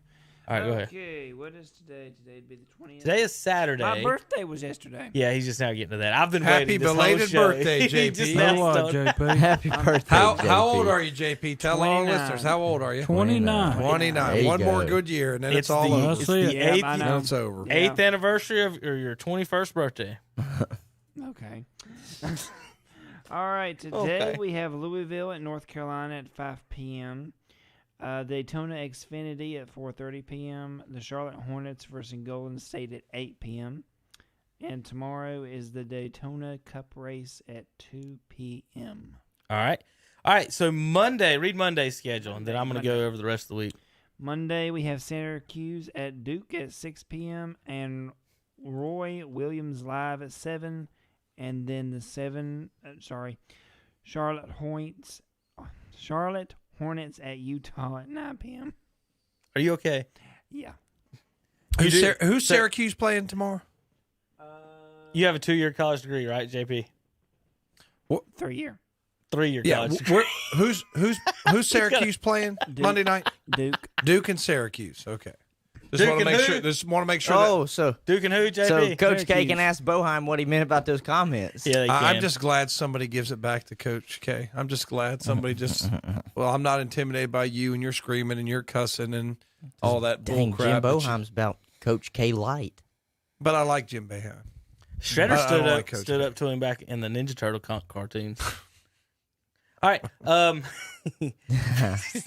Lordy. Oh, God, you don't get down, JP. All right, here we go. Tuesday, prep basketball playoffs. We should have, I think we'll have Crest on Tuesday on WHS. East Lincoln will be on WLON on Tuesday. And then hopefully, if everybody wins, Shelby on Thursday, North Lincoln on Thursday on WLON and WHS. Wednesday, Hornets basketball.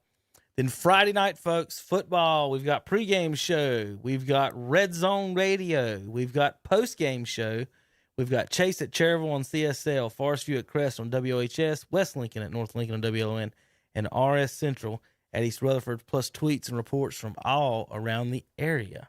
Guys, y'all got anything else to say this week coming up? No, just looking forward to ready for football and everything in the show. Ready for football, ready for some of this prep playoff basketball, which overlapping. Usually when basketball overlaps, it's some early season, non-conference that they'll cancel for the football games. But now we have like the rounds of the playoffs coming and overlapping with football. So it's an unusual year.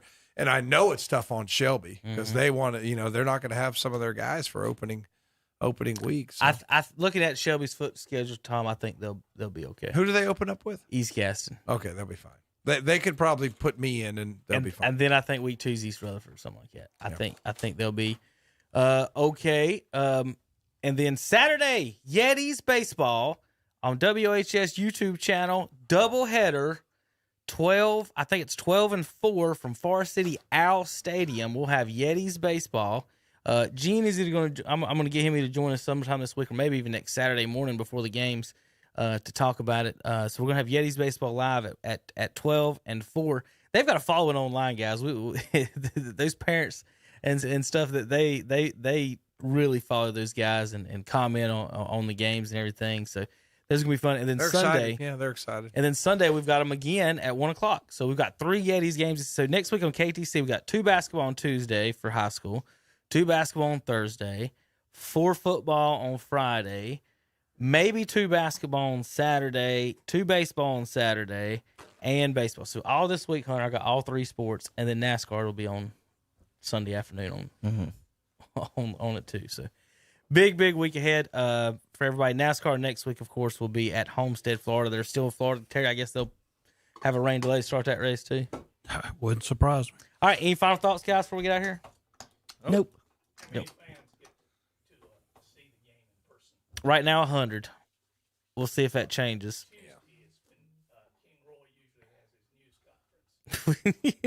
We'll see if they change it on Tuesday. All right, JP, play us away in there. Thanks for everybody for tuning in on KTCBroadcasting.com today. Thanks for watching on YouTube. KTC Broadcasting. Listen, WCSL 1590 AM, 92.3 FM. See you next time on